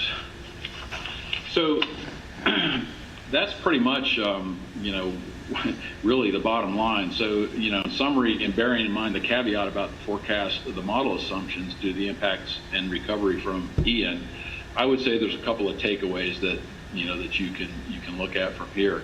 In the status quo case, each district will likely to be at or just below the statutory caps through fiscal 30, and the target fund balance is not met for either district. And as I mentioned, the target fund balance for Iona McGregor falls below 4 months of recurring, which is probably an issue, again, that they really want to take a look at. And that's by 27. In the single district case, the Fort Myers Beach taxpayers would pay the same or as much as approximately 0.2 of a mil less than in the status quo case by fiscal 30. And on the other hand, the Iona McGregor taxpayers, they'd pay about $0.5 more than the status quo case, which would then drop to about $0.25 of a mil by fiscal 30. So really, while the case appears positive for the Fort Myers Beach taxpayers, there would likely be some economy of scale on operating expenses, i.e. a lower annual rate of increase, as I mentioned, than the 7.5%, which would likely improve the millage forecast from fiscal 27 onwards, closing the gap for Iona McGregor, although I don't think it would end up showing a significantly lower millage rate than the status quo case. So I guess the bottom line to all that is, as Jimmy mentioned, we really don't see a financial reason for the districts to consolidate into a single district. There probably are some things that that we pointed out in the models that both districts may want to take a look at. Nothing really crucial, I don't think. And there are still likely some things from a financial perspective that may save a bit of money. Things like looking at, maybe integrating training and, prevention and maybe IT and some of those sorts of things that might save a little bit of money here or there, maybe make things a little bit more efficient. But again, I don't really see, nor does anybody else on the team, see any real, burning reason to consolidate the districts from a financial perspective. And with that, I'll entertain any questions you may have. I have a quick question. When you looked at the consolidation numbers for both districts, did you take into consideration the potential loss of revenue from ambulance transport from Fort Myers Beach? Yes, ma'am. Yeah, sure did. the revenue assumption in the consolidated case takes that out completely, the Okay. revenue from transport. Yeah, 'cause there's a good chance that would go away, and that's, you know, it's a chunk of money, so. Yes, yes, it is, yes. On the financial side, what are the impacts with, say, normalizing salaries for employees or the districts, you know, to combine into one? Yeah, so as I mentioned, the way we modeled this is we took the highest average annual compensation between the two districts for each position, multiplied by the number of positions that we would have in the consolidated case. The difference is roughly about $300,000 a year, and then of course that would increase to 3.5% per year.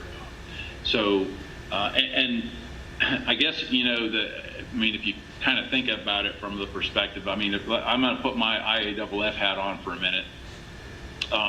So I'm a firefighter, and I'm looking, okay, well, what am I going to get out of a consolidation? Well, you know, this district over here has salaries that are this much higher for the same position. Well, I'm not going to take a pay cut. I want that salary that they have.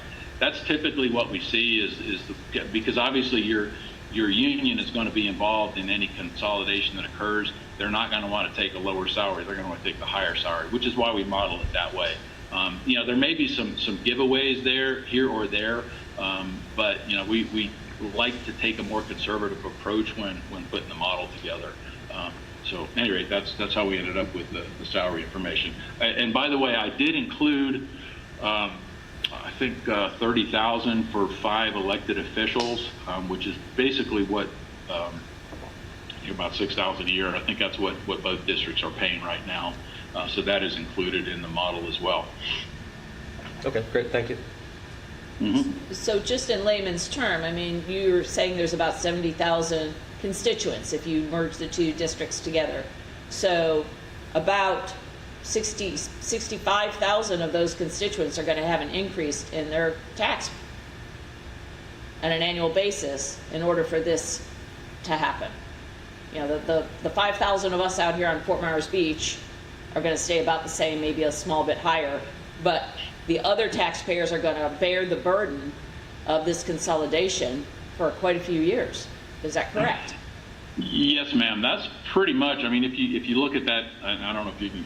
Let's see. Let me just. Yeah, that table there. If you look at the last 2 lines, and you look at the red across the bottom for Iona McGregor. So if I'm a taxpayer in Iona McGregor, and again, this is based on the assumptions and the models and so on. It may be different, but it's not going to be a lot different, I don't think. Their millage rate will go up. You know, and like you see here, this particular model shows fiscal 27-28. They're going to go up by $0.5 So, you know, you can use that and figure out based on, you know, just take your own house or you know, whatever, and you can figure out what that $0.5 impact would be. I do think if you look at the numbers there at the bottom going out to fiscal 2030, it looks like the difference drops, but it's still higher than what they would pay in Iona McGregor as, you know, if they remained a single district. Okay. Thank you. Would it be fair in assuming that were there be, you know, to be a combined district and the millage cap stayed at 2.5 overall, that financially that would be catastrophic for the organization as a whole? Yeah, I don't think you can do it. You know, you would end up having to cut something, and most likely people, because again, that's about, you know, 80-85% of your recurring costs. Which again, I mean, that's certainly, I mean, that's obviously very much a policy decision. You know, okay, well, we could consolidate and save money maybe, but our service level would go down. So, you know, you as taxpayers would have to balance that out. So that's the question I was going to ask you. So to consolidate that and to remove some positions would directly impact response times, ambulance times, arrival times, you know, ladder truck times, et cetera, to 70,000 people. Absolutely. Yep. Yeah, 70,000 taxpayers. it would certainly impact it negatively. You might save a little bit money, but you know, what's that worth to you from the perspective of service level? Thank you. Mm-hmm. Any other questions? Yeah, thank you very much. We appreciate your input. Next slide, please, Chief. Welcome. Thank you, Stuart. So, that's what we have to say, so I'd love to entertain any of your questions or any general comments. They've all been good, you've been very engaged, and I'm impressed at some of the questions you obviously read. They were at least the executive summary you read. Yeah, again, so I know you asked some questions going through. Hopefully we answered those, but if you have any others, here we are. I have a kind of a general question. You know, we looked at the positives in merging the two districts. Were there any kind of outstanding negatives that you would see other than the financial burden overall? Yeah, you know, that's a tough question because we looked at it more from a standpoint, is there a reason to merge or something that why you shouldn't merge? And clearly the finance side would indicate that the merger is probably not the best fiscal thing. Frankly, operationally, you know, and there's actually in some of our reports a paragraph that says generally, when you're going to merge, you should be doing it for reasons other than money.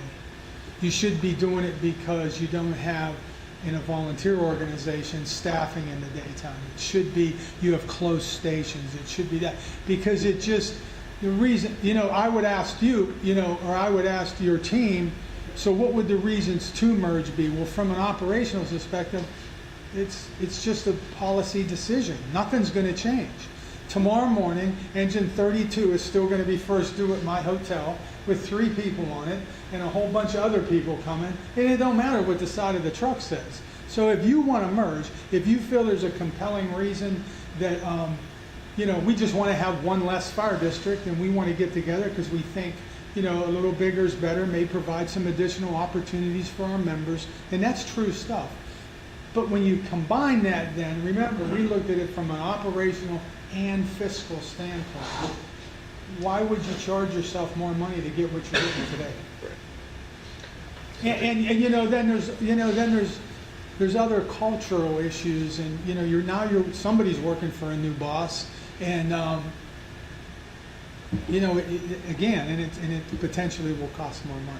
How would you describe your experience having gone through a large countywide merger? Well, I would first say that it was, I want to make sure you know it was a number of years ago.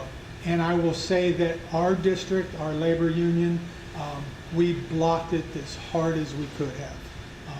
We didn't win. There were a number of years when they struggled a lot with equalizing salaries. So when you're sitting at the dinner table, and I'm making this much and you're making that much, and we're both on the same truck, from a cultural or you know, what standpoint is that not the best, necessarily the best thing? Well, there's always going to be a step. And I may say that, and I will say this, I came from one of the more affluent districts. You know, 40 years later, 35 years later, whatever it is, I look at it now, it's one of the best fire departments in Florida as far as I'm concerned. So they did it right. But sitting on the fire truck in 1984 was no bargain for me. I wish we'd have kept it the way it was. What was the driving force between that consolidation? What started it, or where did that come A from? little different than you all is they were 9 independent districts under Palm Beach County.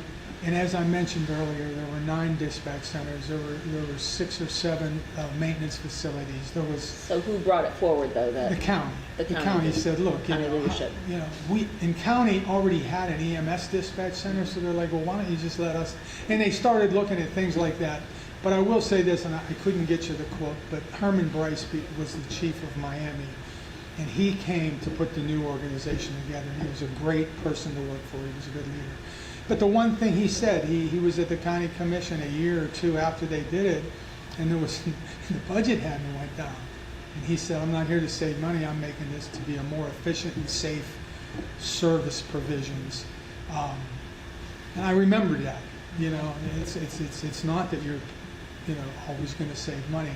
And like I say, we'll tell people that even ones we're encouraging to merge.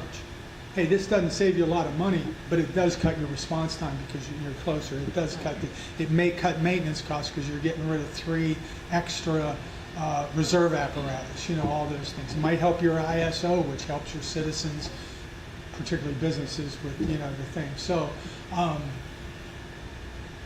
there's probably some stuff out there like that, but you have to weigh, is it really worth it? And you're doing those good things like Adam said, the automatic aid, the single dispatch center, the maintenance. I don't know how much you're doing it now. When I was at South Trail, us in Collier County were doing a lot of group purchasing. The chief in North Naples at the time kind of oversaw that. I forget his name. But, they'd go out to bid for 5-inch hose for all of our districts. And I presumably, I'm a battalion chief, I don't know how well that did, but I know that's how we purchased everything. Makes sense. So, always look for stuff like that. I always do. Jim, is it important operationally to also keep in mind that take a consolidated district? Your ambulances don't have cross-trained firefighters. So when we're trying to build an effective response force out here on the island, each of my ambulances brings 2 more firefighters to the scene than it would otherwise. Right. Yeah, what's the value of that? How do Well, you- that's your How do you effective- put a number on that's- that? Right, that's your effective response one. I don't, I always, when people don't like it, I always say, that's important. I don't want to say the more jobs you can do is more important, but the more jobs you can do, the more opportunity you have. And sure, so you get a dual trained person that can. Did you guys look at that at all in the study or include We that did your caveat? ERF stuff, but we didn't take away the cross-trained. We assumed everybody was cross-trained. But you can see where your holes in ERF would be, and if they're anywhere a rescue went, you could just take 2 people out of that number. Right. Yeah. And but that doesn't convert to a monetary value. There's no way you can, what's Only the value of only having? to the degree if you would have to replace those 2 people. Or you lose that capability. The way we looked at it was, if your transport went away, you would still have 2 dual certified firefighters on a rescue truck, much like Iona's model. So we didn't take anybody away with transport. We just put them on a different vehicle and said, you're not transporting anymore, therefore we're not collecting the money anymore. Okay. But numbers-wise for ERF and that, they were still there. Now, if you completely removed them, that would be a little different story. Well, you're. But you wouldn't want to technically- do that. Well, no, but when the ambulance comes from Lee County then, out here, you don't have 2 firefighters on that ambulance coming from Lee County. Correct. So Correct. to me, how do you put a value on that loss? I call that a loss. You would just, I would call you it a loss. potentially That's would my opinion. deploy, another one of the Iona model with them on a rescue, so you still would get, you don't want to cut your numbers. But then there's an expense. Yes, because now if you you're say adding your extra ERF is personnel. 15 or 16 in 8 minutes, that's then, however you have to make that up, that's how you do it. I think that needs to be kind of considered as well and weighed. Because Right. that, for us on the beach, that's a huge thing. Because there's a lot of times, because of traffic and what goes on out here, the ambulance gets there first and they're the only vehicle there sometimes because everybody else is trying to get through the traffic or whatever. And knowing that those firefighters are also paramedics or the paramedics are also firefighters, that's a massive value for us. And I don't know how you put a dollar on And that. we've had cases not too long ago where the ambulance crew put out a fire. Yeah. Before the truck Oh, yeah. even arrived. Oh, yeah. Oh, yeah. It's a scenario that has happened.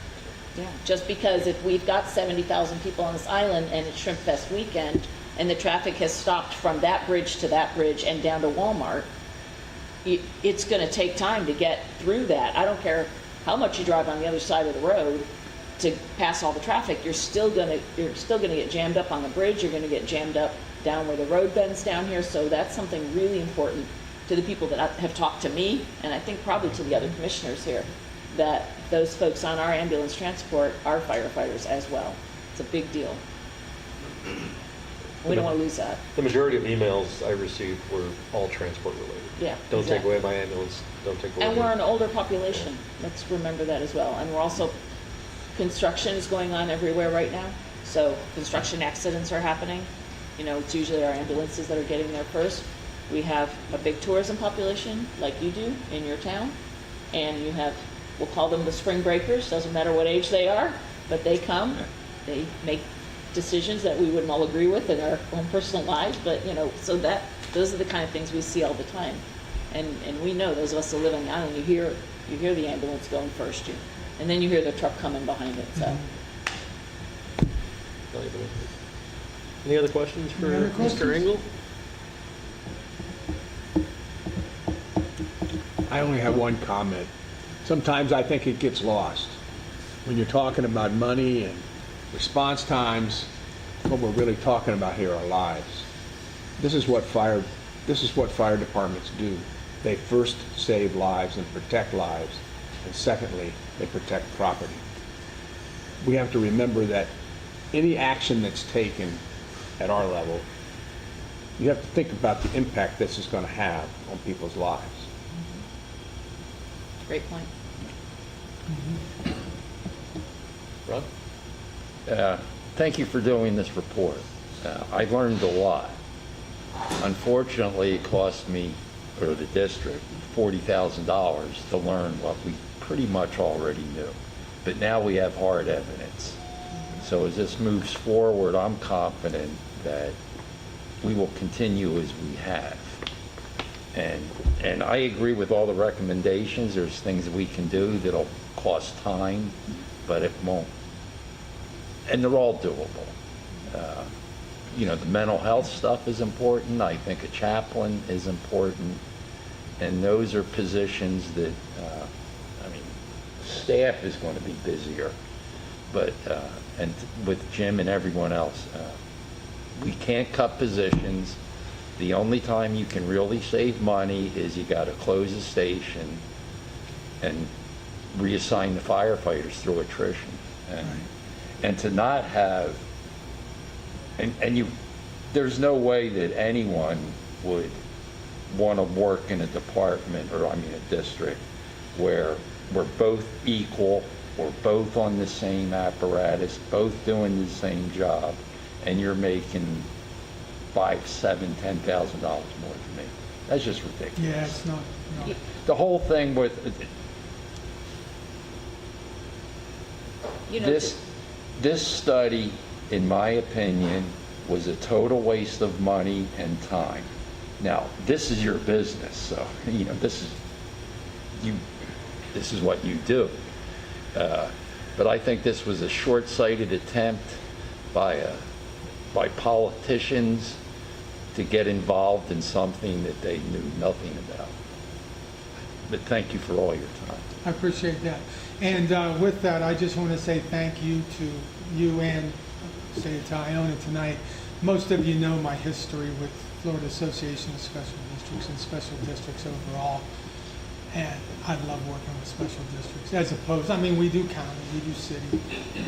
No bad reflection, you're in a city, I know. But I really enjoy working with, especially the folks that I've worked with for so many years. So thanks for your confidence, and I hope that the report is valuable to you, and I hope that some of the stuff in the report I talked to Chief about, and I think he kind of commented, we gave you some of the spreadsheets and so forth. Stuart mentioned that hopefully moving forward you can keep that process going, which you're already doing a phenomenal job. But we want you to take something away that hopefully will be of value. So with that, thanks. Thank you. I'd like to say, Yeah. on behalf of the board, as the chair, you guys did an outstanding job. I appreciate the hard work in working with our teams of both districts. I'm in a little bit of conflict with Commissioner Fleming. I was against spending this money initially because of how it was kind of pushed down our throats. But I think the information we now have is invaluable. It benefits the district, it benefits our constituents and taxpayers. And I see great value in it moving forward and in our other planning and overall strategic outlook for the district. So I sincerely appreciate what you guys have done. Thank you Appreciate very that. much. And commissioners, please know your staff was overly accommodating. Stuart, you have any closing comments? You're the best. Negative, it was just a pleasure to work with you all, and I'm sorry I couldn't be there in person. I'm sort of suffering through 35-mile-an-hour winds, looking at my trees, hoping they don't fall on my roof. Oh, they're used 35. That's They do that standing on their heads down here. We'd be having a cookout right now. Hold my beer. Hold my beer. Any closing comments? I just wanted to say thank you again, and I did want to jump in, but, you asked an important question, I think, and that's, the negatives besides the financial, and it's been talked about, right? For your district, through stakeholder input, the medical transport is extremely important to your community. We can't say definitively if it would go away, but we did meet with Lee County, and understanding the process to maintain that seemed compelling enough for us not to include that, in the combined district. So, you could read into that. To your point, we did keep the staff, but we removed the revenue, right? So the staff was there, but the revenue was gone. So that is absolutely a negative for your district based on the feedback we had. And then for Iona, it was accreditation. Again, we reached out to the accreditation, the folks, and understanding the process that would need to happen to regain that, and us understanding how much work it is to become an accredited department or district. Obviously that would be a huge negative for them. So, outside of the financial, there certainly are negatives outside of the financial aspects. So I just wanted to bring that up. But thank you very much. We really enjoy. We love coming to Lee County. We've done a lot of projects down here. So appreciate you having us, and it was a pleasure working with all of you. Thank you very much. Chief, anything you'd like to add? I'd just like to thank Jim and his whole team for their patience, because part of the delay in getting us here today versus last month or the month before was us emphasizing the fact that we hit on all the nuances of what we're experiencing post-storm. So, we kept injecting ourselves and learned a lot in the process, but to be able to be comfortable with the projections and the way they're built, knowing what we've gone through and what it looks like recovering from the storm in the years since. I appreciate Stuart and Jim and everybody that we worked with to make sure we had it accurate before we got in front of you. So. I think at this time, given the scope of this study, with the board's approval, that we take probably until next meeting to thoroughly go through that document, since it's over 300 pages long. If we have any questions, we can address the Angle Group and the chief with those concerns and thoughts, and then we come back in the January meeting and we'll approve the document overall if that is in agreement with everyone else. Fine with that? Yeah. Good. Outstanding. Good. So, if I may, Yes, sir. I think it's a great idea. First step in a voluntary merger is doing a study like this, so we have the information. Through this process, we've reached out to the community and asked for their feedback, but we really didn't have data to put in front of them. We now have the study. I'd like to, over the same time period, create a quick study, put this report on our website, put this presentation on our website, and give the community the next 5 weeks to also Yes. weigh in. You mean a survey? Right? A survey, Yeah. thank you. Put the study on the website, their presentation, and a survey where they can weigh in and say, with data in hand, either, they can tell us how they feel about it. Right, yeah, and they can contact us or headquarters or the Angle Group if they have specific questions. But I think for efficiency, if they can run everything through the district, Yes. it would help filter out any unnecessary emails. Would Iona McGregor be doing something similar? Well, I just threw it on them, so. I was afraid to look at him. Yes. Sorry, That Chief. does make sense. Yeah, to get the So we should feedback. advertise it, ask on your social media platform. So I think what we'll do is we'll clip out this presentation from the full meeting today, have links to the survey, the summary, if that's all somebody wants to read, and then, or the full study, and then create a quick survey, probably very similar to what you used. And one of the questions in the consultant survey was, do you want more information? We had about 125 people in the community that responded to the internal survey, and about 30 of them reached out and said, I'd like more information. Good. So I followed up with those folks, and some of them came and sat with us and got their questions answered. So I think it'd be good to do that That'd be a again. good start too for your survey when they see the result, for those people that were Yes. on that list. Yeah. Yeah, I think it's a great idea. Okay. Before we move on to the next topic, would anybody like a brief recess? Yes, please. All right, let's take 10 minutes. We will re-adjourn at 12:25. All right, it's 12:30. We're reconvening the remainder of our meeting. Back to unfinished business. We have the purchase of 2 drones. Chief, I'll pass it on to you. Thank you. So back in September, I came before you with the grant from the Florida Department of Law Enforcement for 2 drones. In that proposal that I brought, you made a motion and approved us to accept the grant and to purchase the drones. For the sake of clean bookkeeping, Jane has asked that we have the drones as its own individual motion, so I'm bringing that back before you today. The purchase for the 2 drones and the cost of $53,842.94. Okay. So we'll start, since we've discussed this once before. Do I have a motion on this subject? So moved. Second? Second. Discussion? None. None. Question? We're pretty Super familiar with excited it. about All right. this. Yeah. So we're making a motion to approve the purchase of 2 Skydio drones for a total cost of $53,842.94. All in favor? Aye. Aye. Passes 5-0. Thank you. Thank you. Appreciate it. New business. On to new. Back to you, sir. Yes, sir. I appreciate it. So we talked a lot today in the presentation about our capital sustainment program. This year, budgeted, we have the replacement of 4 of our F-150 staff vehicles. As we talked about during budget last year, we're watching closely for what the budget's going to look like in the upcoming year. So I was holding off until June to purchase any of these vehicles. We do, however, we have our part-time life safety position. We have a candidate for that. So what I have before you today is the purchase of 2 of the 4 pickup trucks with upfitting. And these will be for the life safety specialists or our inspector staff. The total price on those 2 trucks is $105,440.72. That includes the purchase price of the truck and the upfitting, which is the light package, mounting of all the equipment that those folks need, and a protective cover on the back of the truck and graphics. Do I have a motion? So moved. I will second. Discussion? Questions? Public input? Seeing none. All in favor? Aye. Aye. All right. Item B on new business is the purchase of a drone docking station. Yes.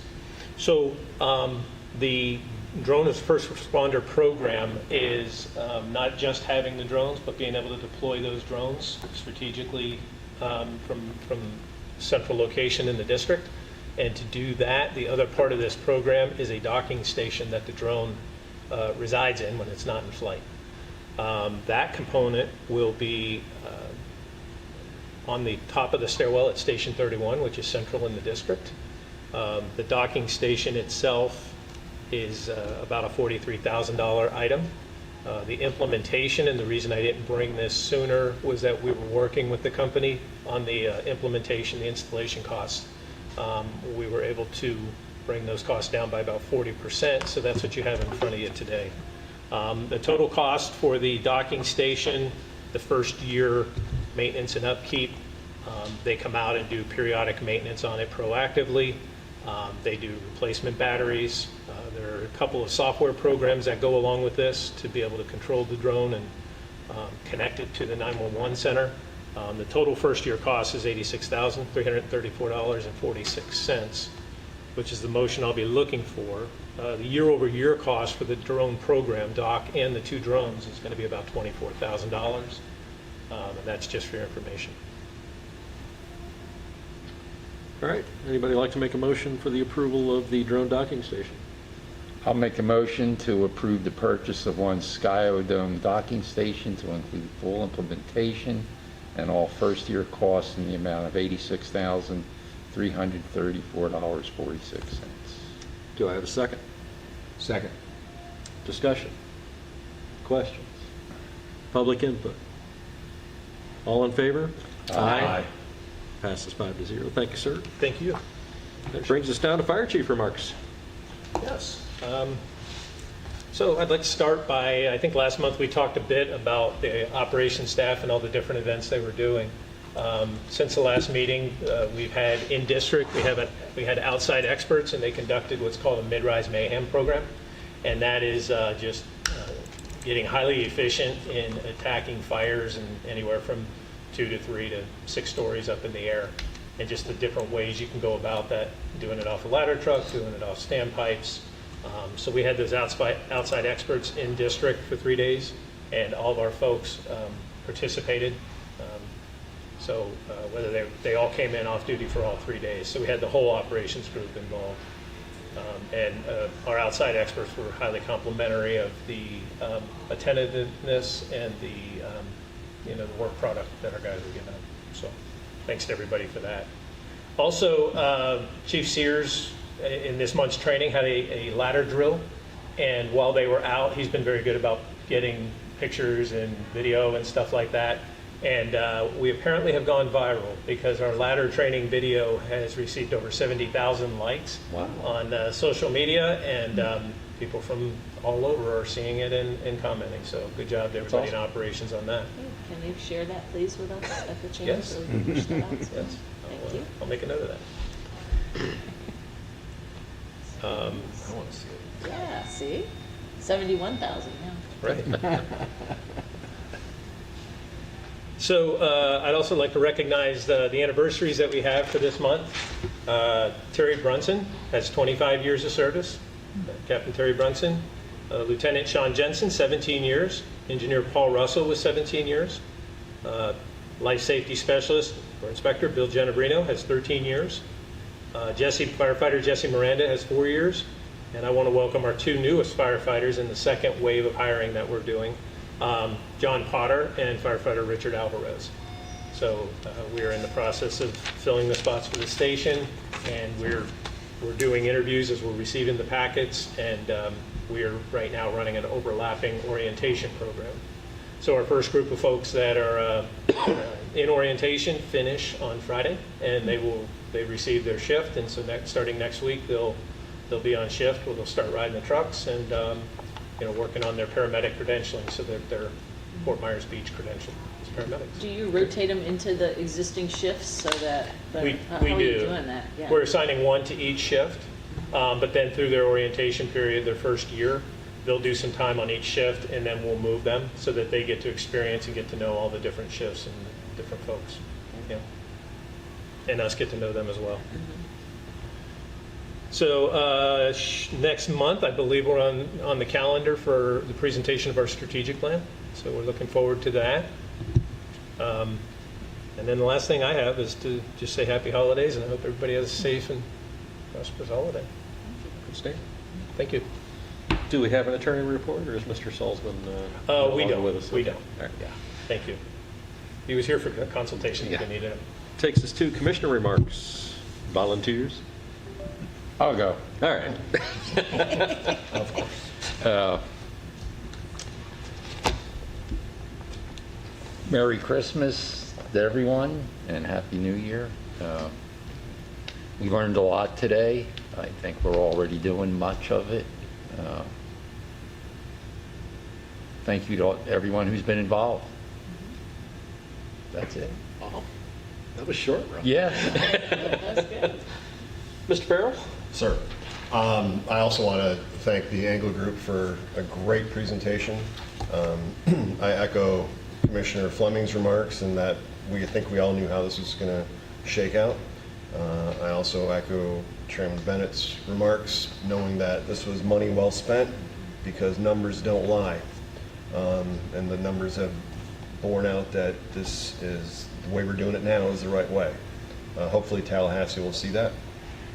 Our primary duty, the 5 of us, is to the taxpayer, and that's usually implies a financial responsibility, and I think we've shown that. But our financial decisions affect our constituents' safety, and we're not compromising that. And part of the reason I'm here is for that very reason, to responsibility to the taxpayer for their money and a responsibility to the taxpayer for their safety. And I will continue to fight for that. So thank you to everybody's efforts. And lastly, I'm really happy to be here. Merry Christmas. Jackie? Right. Well, Thank you, and Merry Christmas. Thank you to the entire staff and team, and I know that clearly our number one accounting financial wizard over here, Jane Thompson, got us across the line. Thank you. I can't even imagine what, well, and of course, but I can't even imagine what that was like. Number one financial guy. Yeah, well. So thank you, because I know that that had to be, you know, days and days and days and days of stuff. So much appreciated. Thank you to the Engel Group. I want to thank all of our firefighters and our FMDFD team that came out to sand sculpting, that were out there for the 5 days, either whether they were in a tent and doing calendars, which again was a huge crowd favorite hit, and or, you know, they're just kind of keeping an eye on. We had to go get them a couple of times up at the front. We had some heat emergencies, especially the first day. It was really hot out there, and it was wonderful having them right there to grab them and be able to have them come assist. So that was huge. And then thank you also for during the boat parade, because I know they're out and about and keeping an eye on everybody. And we had 2 incredibly amazing events back to back that were safe, and that's in no small part to this district, so thank you. Also wanted to say thank you for something that's happening right now. The town is having 15,000, I think, 10 or 15,000 children's coloring books printed for the town of Fort Myers Beach. If you haven't seen them, they're amazing. They're being delivered to the library at 1, and Chief Sullivan is taking some folks over to help them bring those books up into the library, into the storage areas, so thank you for that. That's the kind of community involvement I love to see happen. And Jen Rusk, who's running that effort, is going to greet them there and is very thankful. So other than that, Merry Christmas, have a safe and happy holiday, and we'll see what 2026 is going to dish out. Thank you. Jim? Well, I echo most everything said here. The presentation today was, I thought, fantastic, and I appreciate the tremendous job that the Angle team did, and Chief and your entire staff. That doesn't get put together in a vacuum. So I thank you very much. I learned a lot today. I think it reinforced what most of us said, that things we felt or knew, we thought we knew, turns out we did know. A lot about how our operation runs and how professional, how profoundly professional it is managed. That happens by no accident. I wish everyone a safe and happy holiday season, and hopefully 2026 will be a great year as we continue to recover from our many hurricanes. Before you go, John, I forgot Yes. one thing. The fire department was also out at the Beach Kids Foundation pickleball tournament, and they had a tent set up there too. And they were out in the community, so I wanted to thank them for that as well. Is there a way we could Commissioner? show monthly the things that they're doing out in the community, like at those different events with a picture of that, or can that Yeah, we get can brought do to us to go in our newsletter or something? Because I think that would be really nice to share that with the community. Yeah, and you brought up a good point. I'd like to add that Darwin Adamus is the new DVP, and you know, he's working not outside the box, but he's really working hard. He's helped put to bed some labor management issues. He is working hard to involve the firefighters in the community in different events. He's working with the chamber and looking for opportunities to be out there with the community. Yeah, we can highlight those activities more than we have been. And also, as a reminder, you know, we have Beach Kids, the Christmas event coming up. So we'll be, like we have in all the years past, we'll be out there with the trucks and helping hand out and deliver those gifts. So to DVP Darwin, he's doing a good job, and you know, he's working hard on that collaboration. So Good to see that Super reconnect. collaborative, Yeah. super collaborative with the chamber, and then and I've introduced him to the other nonprofits. They're going to become a part of the nonprofit alliance on the island, Yeah. so that they can tie themselves into all the different nonprofits, because there's a lot of needs out there, and I see a lot of opportunity for collaboration there. So yeah. So thank you. Thank you. Where and when does Commissioner- he work? Sorry. Darwin? He's assigned to Station 3 on A shift. And when is Today. it? Today? Yep. Okay. Commissioner Emeritus Wood, would you like to add anything?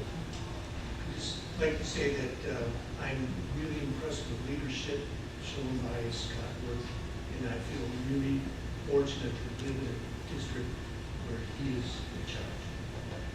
Concur. Thank you. Very much. I'd just like to mirror what everybody else has said. The Angle Group did a great job in presenting their information. When you think about the scope of that study and 2 districts involved and, a pile of people and a pile of money, to break that down into 2 hours, which seems like a long time when you're sitting here going through it or online watching it, it's an appropriate summary, I think, for the information. I really do think it's going to be of value to us in the future, near future and distant future as well, to look at ourselves as an organization and some opportunities we have to improve and to reinforce the things that we've done well. And I say that as the chief has done well. It's just, it's a good thing for the community. It shows how seriously we take our responsibility to the taxpayers in entrusting us with spending their money and providing their services. And we don't take that lightly, as Commissioner Farrell said. On top of that, I had the opportunity to walk Station 31 with the chief a few weeks ago. It's an impressive facility. It is not over the top, but it is a structure to behold. And can't wait until we get that next walk through when things are plugged in and lights are on and people are ready to start a shift there. So it's exciting. Wish everybody a safe holiday if you're traveling. Please be careful and patient. Whether it's Christmas, Hanukkah, or anything in between, and the new year will bring good things, I have no doubt. And unless somebody has anything else, this meeting's adjourned. Thank you. Thank you. Thank you.